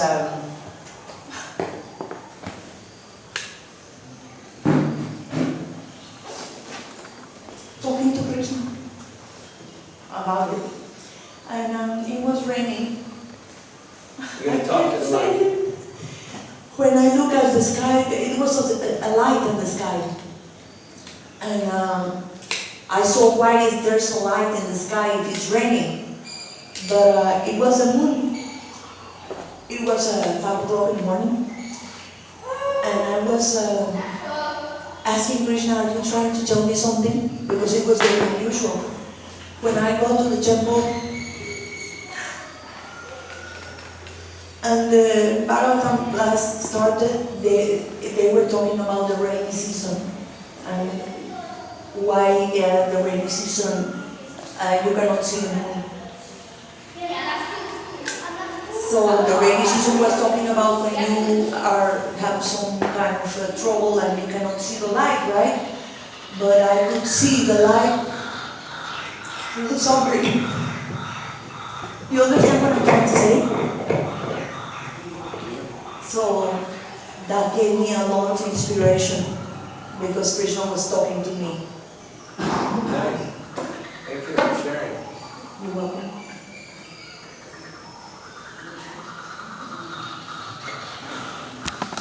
I had a question. I read his Sutta Kirti Prabhuji's book, What is the Difficulty? And then this is what Prabhupada tells him. What is the difficulty? Because he used to be his secretary for quite some time. and he was supposed to keep Prabhupada's lunch ready by 12 o'clock. But one day it happened that everything burned. And so Prabhupada told him, what is the difficulty? So this really inspires me that how young these Prabhupada's disciples were, and they were so dedicated to serve Prabhupada that even though chastised by Prabhupada, they would not feel bad and they tried to rectify themselves and serve him back. That was a great inspiration. Thank you. And Prabhupada took great joy in that. He always mentioned that to his godbrothers, that I'm chastising them, but still they love me so much that they continue serving me. That is real love. Nice. From this table, something? Yeah, so it's Prabhu sharing that Lokanath Swami inspires him, and because Lokanath Swami always has a mood of wanting to learn, even though he's so experienced. He keeps that mood, he wants to learn from others, and he kirtans all the time. And that helps him want to learn, so that was nice. Thank you. There was something common about these two devotees over here, that they both named their friends when it came to inspiring them, him and me both. I was thinking that how lightly we take our friends around. we just, we have our friends for fun, for gossip, but sometimes we just forget to, go deep into what they think from a devotional point of view. And we take them so lightly. They are around us, they are doing well in bhakti, but we just, they're just a fun factor for us sometimes. So this kind of, gives me a lesson that your own friends can inspire you at every step. That is something which I took from this table, this right now. Thank you. No. One person who really inspires me the most is my teacher, His Holiness Prithivardhana Prabhu, one of the deans of the academy in the Gurukula. He's an ashram teacher, and he's always ready to help any student, all the students, and he's always there doing his thing, and whatever problem we may have, as teenagers, whatever, all sorts of problems we have, then he's always very careful and has a mood of you can come and talk anytime, and he never makes you feel like you're useless or stop coming. He's always like welcoming you and giving you the best advice, because he's very experienced, and he inspires me most. Thank you for sharing.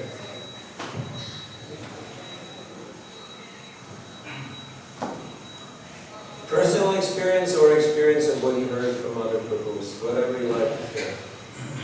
First, I'd like to share Gopal Krishna Maharaj said, so he get inspiration by Gopal Krishna Maharaj in his old days and his now situation. But how can he inspire everyone, and how he join in Mangalartana or something? You see him doing arti every morning? Yes. Circles are getting smaller, but still doing, right? Very focused. And I also inspired from my point of view, my counselor, Shiksha Guru, Pandit Vibhav Guru, inspired me much in the distribution. For that, now in my college life, college student, that time I also distribute for his inspiration. After study, I go into distribution 3, 4 hours, 5 hours. So that is inspiration. Thank you. Hare Krishna. So whenever I used to go to Vrindavan, I used to see Radhakund Mataji always there standing, and with a very big smile she used to always preach to devotees, whoever used to come to the outsiders. And so seeing her at an advanced age, she's standing all evening, and she's just going and distributing the books. And so that is, she's like a real inspiration for me. Thank you. I got inspiration from Srila Prabhupada. Srila Prabhupada distribute books. As a sannyasi, he carrying books and distribute all the people who are not known to the books. Srila Prabhupada focus that book distribution, by book distributing, we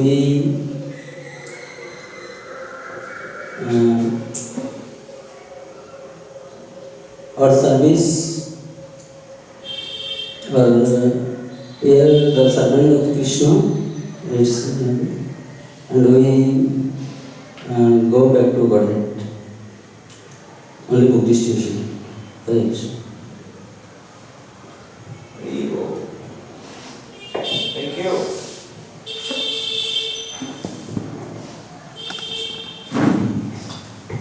Actually, I started listening from Sankirtan devotee about his own story and about also story from other devotee. For example, in '95 I go to, it was the first time for me, I was going to one festival in Zurich.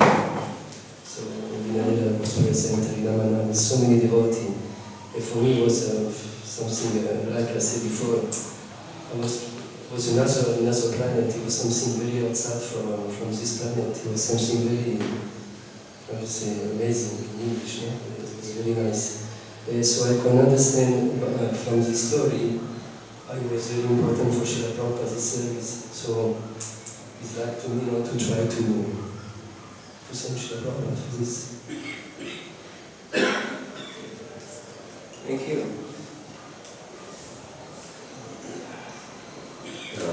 Just any sort of knowledge from positive from other people, just from smart people, learning from people, just their ways of life, and from Gita and other stories, Mahabharata, Bhagavatam. Thank you. I get the inspiration from our Sankirtans in Zurich, and they are very slow and deep, and after some time you can really feel Krishna, and then you feel that the mirror is cleared and you see, oh, I'm so stupid, you feel everything in one moment, like so much inspiration, you're grateful and you want to share, humble, and all these things in one moment, and then also the next day you're taking the whole week this experience. Krishna. Actually, I was in the management for almost 8 years. So I always do so many things, heavy things to handle.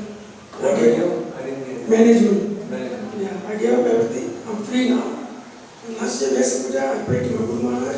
I will do book distribution. I don't know why. When I came here, so one day morning, Bhagavatam class, I will propose give a class. How you made a UDP, a Pandit, a group of devotees. It's really inspired me. I know Guru is given right direction. So then I went to my notice board. So I saw this book distribution course. So immediately I met you that morning. So that's how I'm here. So I know something telling inside me, especially I can do it.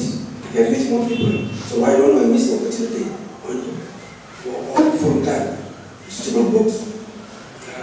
Very well. Very well. Thank you.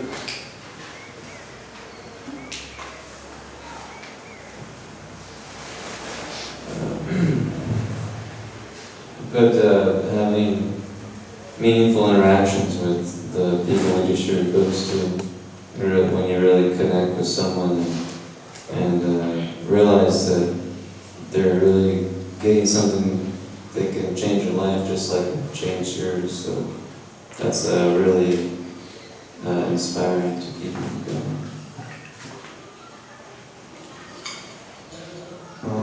One of the things that inspires me the most is remembering how fallen I am and all of the negative ways I used to live until I received one of Prabhupada's books, and extending that compassion onto others, and wanting to share that message with other people. And also a common thing I feel like we all mentioned was just learning from people who've been following this process and how they just embody positive qualities, patience, and just kind of help others along the way. Thank you.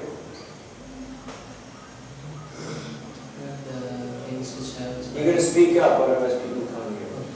Things which have inspired me are like once in a lecture I was hearing regarding that we have already given so many lives in personal gratification, but we have never achieved it. But if we just give this one life for the service of the Krishna and the service of God, then actually means we can see the change that just by offering this one life, how grateful even Lord becomes to us and how we can reciprocate.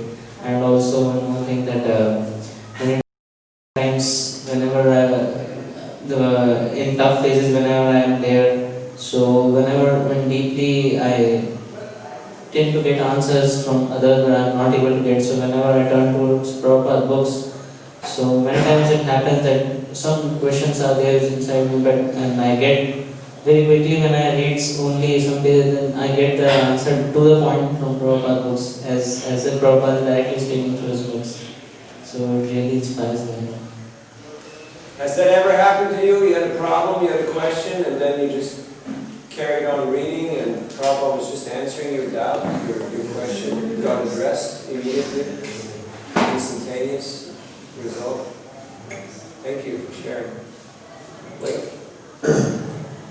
I'm still pretty new to book distribution, but recently I have... General inspiration, it is not... Okay. Well, I'll just continue telling this book distribution story. Sure. Just short and simple story. I had one person take a book, and just so happened some other devotees from a nearby farm were on campus at the same day. I met them separately from the guy that took the book, and then the next week or so, I had exchanged numbers with the kid that took the Gita, and we spent 30 minutes talking. And next week, I was trying to get him to go to Gainesville, Krishna House, but he met those other devotees, ended up at the farm, and then I ended up meeting that devotee here in Mayapur that told me, gave me the follow-up that he had been to the farm, really liked it, had the book. So it's nice to see Krishna's success stories, like I'm just a small part of it, but Krishna was like working through all these different mediums to get this kid to come to the farm. Thank you.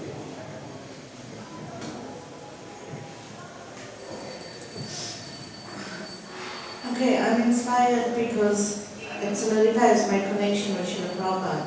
Every aspect of book distribution strengthens my Krishna consciousness and helps me develop that relationship with Srila Prabhupada. I think I'm fourth generation devotee, so I never got to, I joined ISKCON too late, really. So I can associate with Srila Prabhupada through his books and giving his books, and I also realized that I'm not a very good devotee to make other devotees, make other people devotees, but I can give the association of a pure devotee. And that I can only do that through distribution. Thank you. Now, you got the mic, you're going to say something. Hare Krishna. Okay, mine is my birthday. Because in West Africa, book distribution was not so popular. And so I can remember one of his birthdays, someone gave him $1 million, that's to my currency.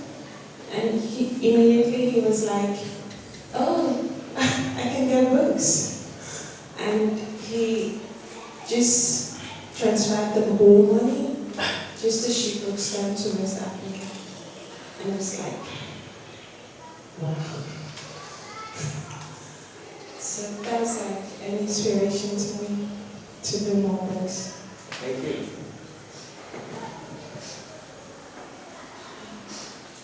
For me, my inspiration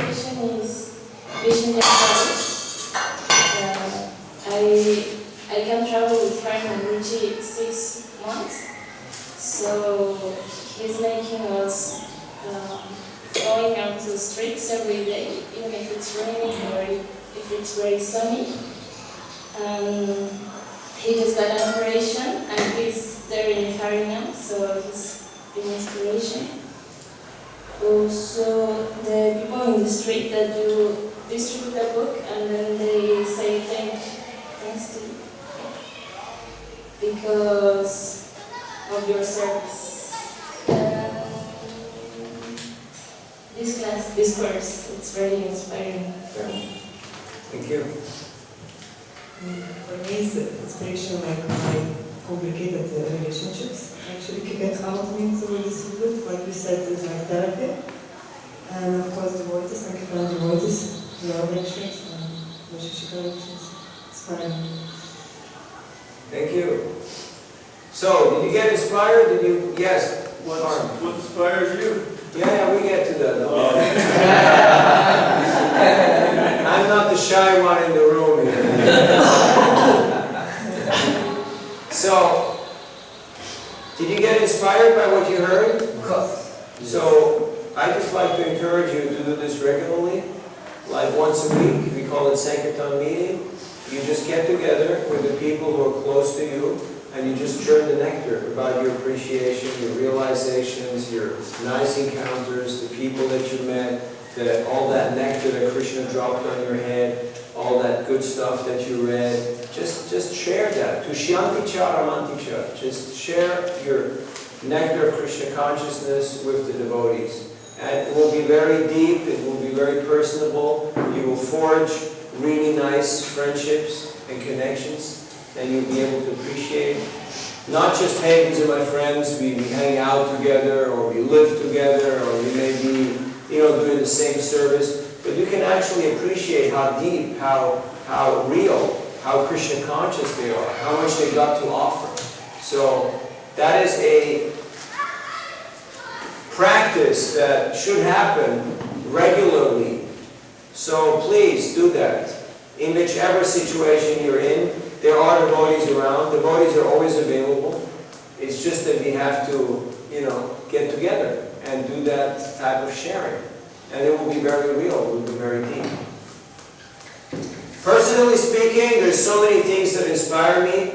Mostly the Bhagavatam. I'm addicted to reading the Bhagavatam because I feel it's really what made me a devotee and what keeps me in devotional service and what keeps me going is the Bhagavatam. So I'm really motivated also by Prabhupada's endeavor to publish and to distribute the Bhagavatam. That's also something that really pushes me forward.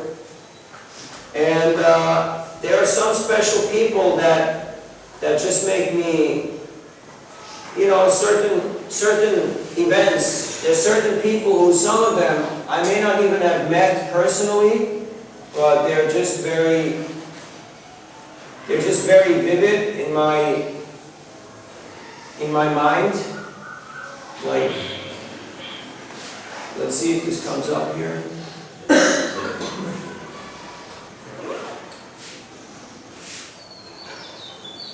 Getting there yet.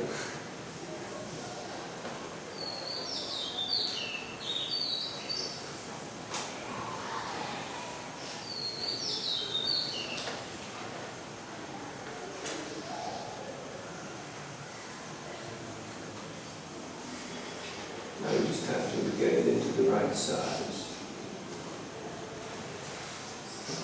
Okay, this is Sachi Sutta from Romania. How many of you have read the book Salted Bread? Yeah? So he died, he passed away in prison, gave his life for Krishna, spreading Krishna consciousness.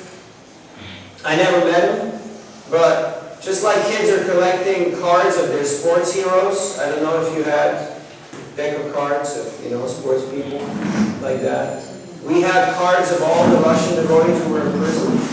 So we were meditating on them, on their images, and there was a very strong connection because you can see how, just by their look, by their mood, how Krishna conscious they are. And we knew that they're in prison, they're suffering, in camps, and they're being tortured. And so we were there's a very strong connection. You've got brothers, and the same guru, doing the same service. There might be 10,000 miles away, but you're connected through this strong bond. Like Prabhupada once said, that you're chanting Hare Krishna, I'm chanting Hare Krishna. We might be 10,000 miles away, but because we're both chanting Hare Krishna, we're always connected. So if you're truly tuned into the Sankirtan frequency of sharing Krishna consciousness and spreading his books to other people, you're connected with each and every single Sankirtan devotee on the planet. That's a very strong bond, a very strong connection. So actually, you're never out there alone. You're always in association of all these devotees. What to speak of our Guru Parampara and all the sages and saints and all the other rishis, that are there. So if you're in that Sankirtan spirit, you connect with the sages of Naimisharanya, you connect with all the Parampara. So Sachi Sutta, I don't know why, but his picture always comes up in my mind. It just stuck there, and it's hard to forget him. I have other friends like Brahmananda, who is the first person who actually, in a big way, started printing Prabhupada's books in Russia at the risk of his own life. In those days, it was illegal to even own a typewriter. Can you imagine? What to speak? There was no question. There's no electronic devices as of such. So he actually went to the black market, and by bribing people, he purchased a printing press. He took out the lights, the street lights, and he broke the wall to his house, and he put the printing press in his basement. And in his own basement, and then he rebuilt the wall, put back the lights, and the next morning nobody knew what happened. And he had the printing press in his house in Yerevan, Romania. KGB was looking for him all over the country. Where are these books coming from? With his own little Lada, he would drive around all Soviet Union, USSR, to all the different cities and outposts to deliver books to the homes of the devotees. Dozens and dozens of homes. Several times he got stopped by police and people would check his documents. A few times he had to just abandon the car and just run away over the fields, being chased by police, and he got away. He never got caught. Krishna always protected him. They were always after him. He printed more books than anybody else ever did. Unbelievable numbers. I cannot tell you how he got the money. I cannot tell you how he got the books printed, but he did it. Right now he's in Moscow. He can't leave the country. He doesn't have documents, but he is very, very dear to Prabhupada because he gave his life. So he has given unbelievable amounts of money to the Mayapur project. So there are devotees who have truly given everything, and Krishna has reciprocated to them in major ways. So just by being in their association and getting a glimpse of their intensity of Krishna consciousness is very inspiring. It's something that just, really touches my heart. Personally speaking, we get our own little moments of, inspiration and enthusiasm when somebody reciprocates or somebody actually takes up Krishna consciousness. There was one boy, I met him in San Francisco last year, and he said, "Wow, Bhagavad Gita, yeah, I've been looking for this book, and now here it is, huh?" I said, "Yeah, what a coincidence, eh?"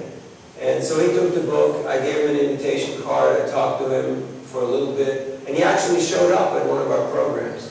And then he started, chanting, he was really interested, and now he's here in Mayapur. He lives just on the floor below. And, he's trying to get into Krishna consciousness. So Krishna has his plan for every living entity. And when we can appreciate Krishna's plan and cooperate with Krishna's plan and see how Krishna is using us as an instrument to deal with people just in the right way, to attract them, that is really blissful. When you see that Krishna is using me as his instrument, I'm useful in his service. That is really inspiring. So, but to see the examples of others is mostly more inspiring and more deep than the stuff that goes on in our own lives, because, it's just subjective. So I would like to show you a couple of videos of people who have inspired me tremendously. I think you can see it well enough, right? Yeah, it's bright enough. So this video is related to Russia. It's in 1991, after that episode that I just told you, Prabhupada brought the first Bhagavad Gita, right? Shyam Sundar. That book got read and photocopied and hand copied and you know, and then they started printing underground and they were doing batches of hundreds of books and thousands of books, but it still stayed in the small numbers. But then in 1991, Gorbachev came and he lifted the ban on import of religious books. So BBT printed 250,000 books and they sent them to Russia.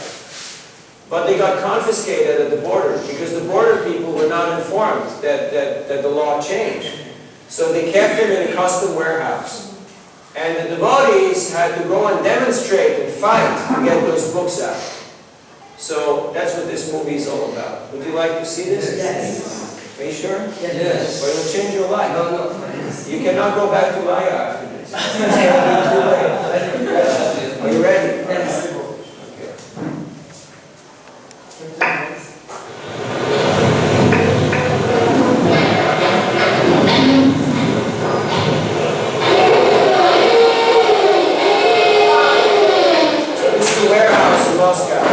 Where the books are stored under custody. So the devotees went out protesting, demonstrating.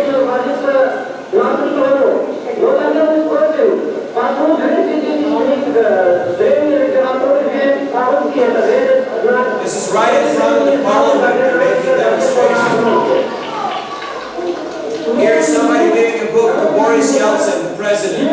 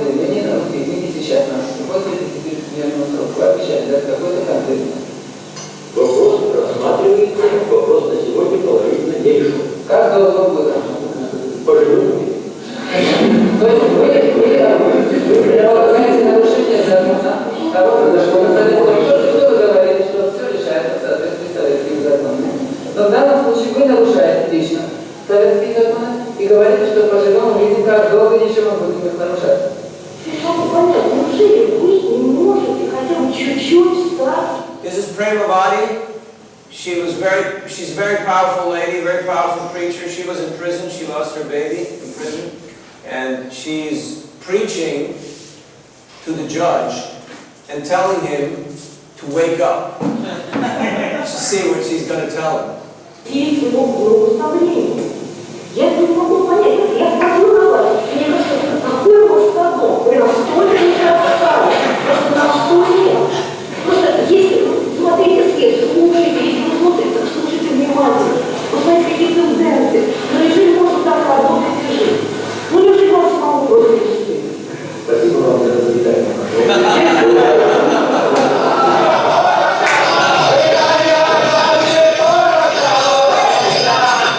You know this guy here, Aditi Dukha?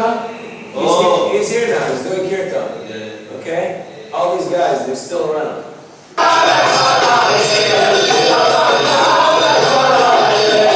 And of course, our friends from the KGB.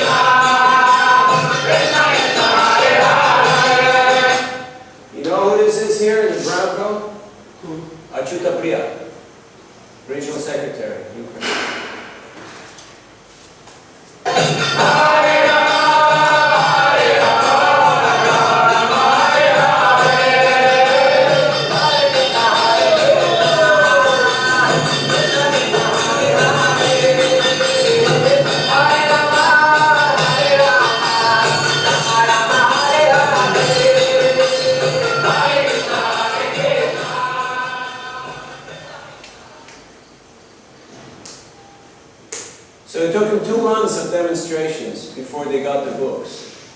For 2 months, they went out onto the streets every day. Before the books were shipped from Germany, the devotees which were demonstrating, there were only devotees which were there in Russia, and the whole Soviet Union, in fact. There was maybe 100 devotees altogether, so everything started from the books. The temple started from the books, the new devotees started from the books, and millions of books which were distributed after that. Everything started from these 200,000 books.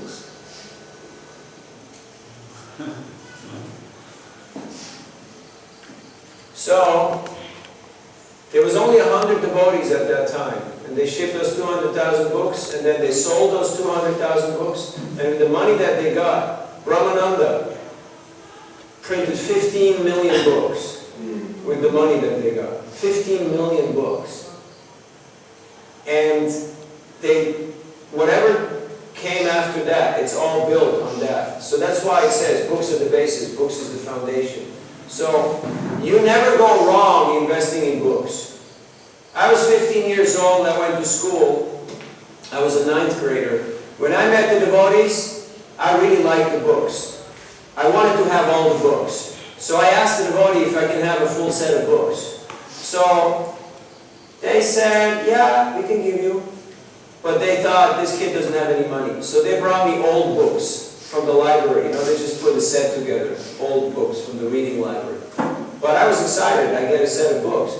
So I gave them all the money I had, $500. I had saved up money doing summer jobs, you know, delivering newspapers, delivering flowers, working in stores and factories. And I had, all the money that I had, I gave it for books. I thought, it's not much, but I hope it's enough. I didn't know how much the books would cost, you know. So I just gave them everything. It's the best investment I've ever made in my life. 1984, $500. It was a lot of money then.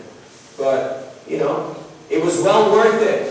So, whatever money you have, whatever time, energy, effort you have invested in books means invested in knowledge, invested into spreading this movement. It will be for your eternal benefit. It will be your eternal capital upon which you will build.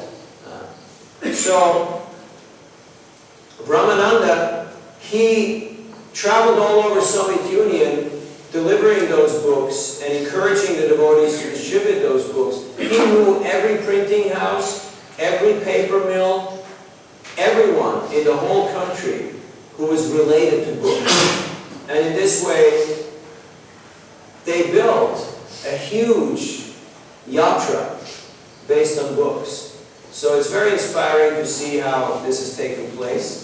And in many other places around the world, similar stories have happened. It's moving to me. Then another person who has been a tremendous source of inspiration is His Holiness Bhakti Swami.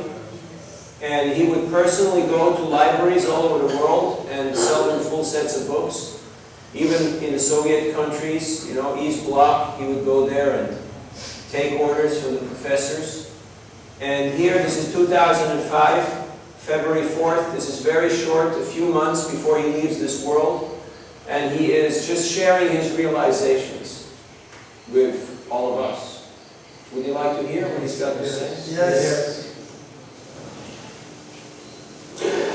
I was extremely honored when devotees at the BBT in Europe asked if I could give some basic words of encouragement in relationship to Srila Prabhupada's books. Because as we know, Prabhupada's books are the nucleus, they're the artery of our society. In scripture we have what is called the Paribhasa Sutra. That is the verse that helps us to understand, you know, the entire text. The seed is like the seed that all other things of a particular text are to complement and to be in accord with. So if we think about it, in terms of our institution, Prabhupada's books are the paribhasa for our institution. That our whole lives are going to be so much centered around his books. I'm in an unusual situation now. Of course, I'm handicapped, terminally ill with cancer, at least according to what the doctors are saying. I have 1.5 leg, my leg has been amputated, and I lost almost 40 pounds. And I'm just hoping most of that weight that's been lost his false ego that's going away. Anyway, on a more serious note, by modern technology, I've had a chance to be with you. It was so much my desire. Krishna is fulfilling that, even for a few minutes, just to be able to share some points here. Bhavananda and a few other devotees report how Srila Prabhupada had mentioned that he didn't want to come here. And obviously, who of a higher nature want to come to this horrible place, of Marchaloka, so much degradation and lust and greed. But Prabhupada said how Krishna had encouraged him. You go and you write books, and I will help you. So it seems very significant that we constantly keep in mind that Prabhupada coming to this world was so much in connection with his commission in providing transcendental literatures. It seems so important that we remind ourselves how Prabhupada was up in the middle of the night and how he struggled so much to see that these books would be able to be available for the world, and how he read his own books. So if he read his own books, how much more important it is for us to read them in a scrutinizing way, as he was such a puppet for the previous acharyas.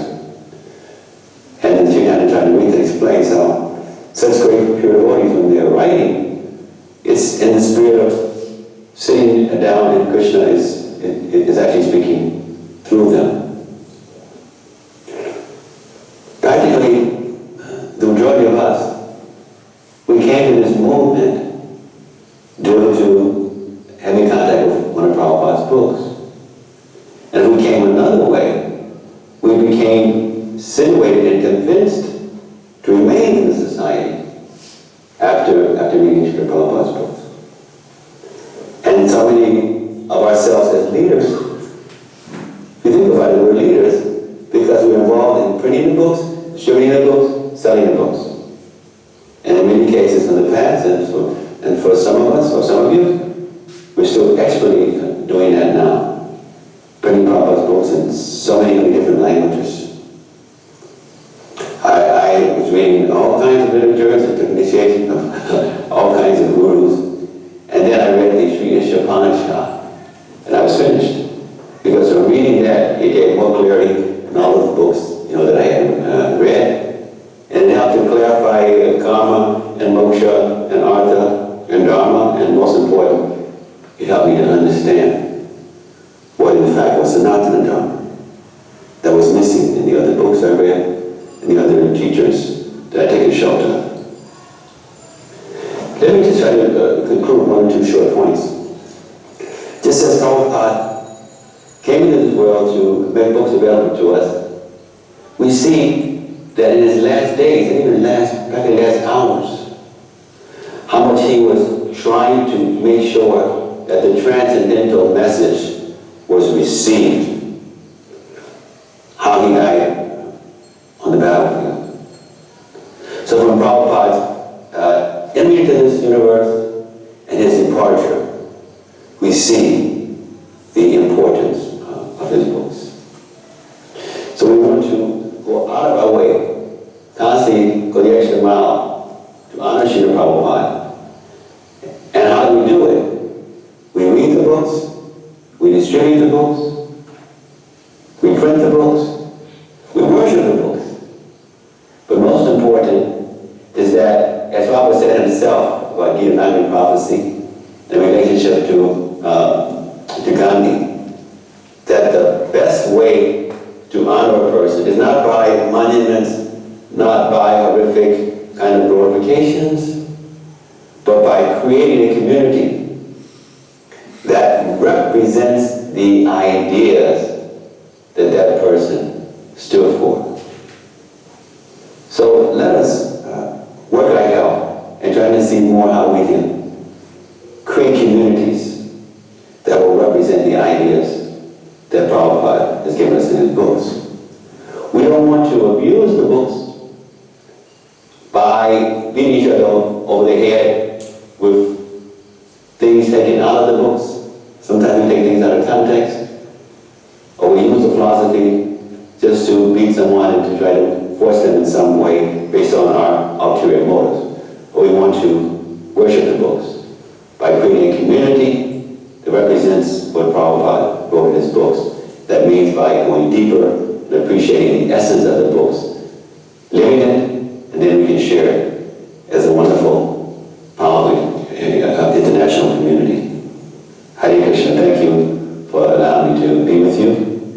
And I'm excited, hoping that we'll all be able to be together more, especially as we keep this Paribhasa at the forefront.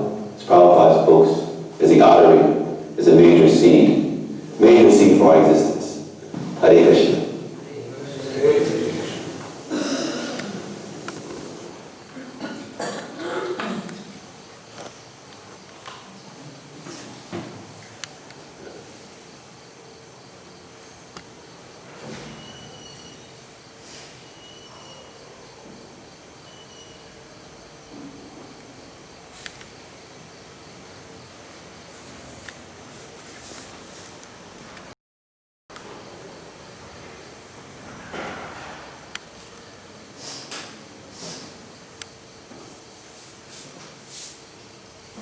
If we are in devotional service, we get a different mention.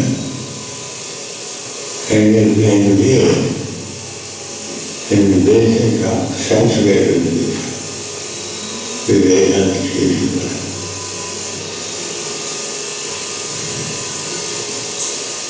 the karma is the Bhakti. Yeah. And according to the association of different nature, we get a body. Karanam Gunasammasya Sabasat Janmajam. Therefore, we should always seek good association, devotee association. Then our life will be successful.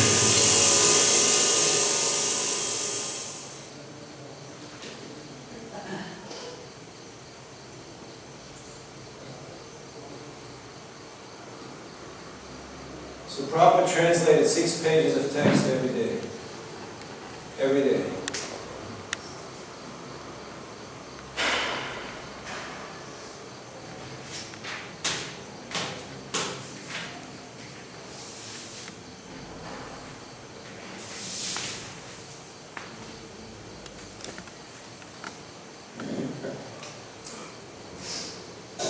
So we have to simply take instruction from Guru, and if we execute that to our heart and soul, that is success.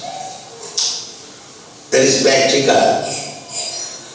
I have no personal qualification, but I simply try to satisfy my Guru. That's all. My Guru Maharaj asked me that if you get some money, you print books. So, there was a private meeting talking, some about my important in God Brothers also, then it was in Radha.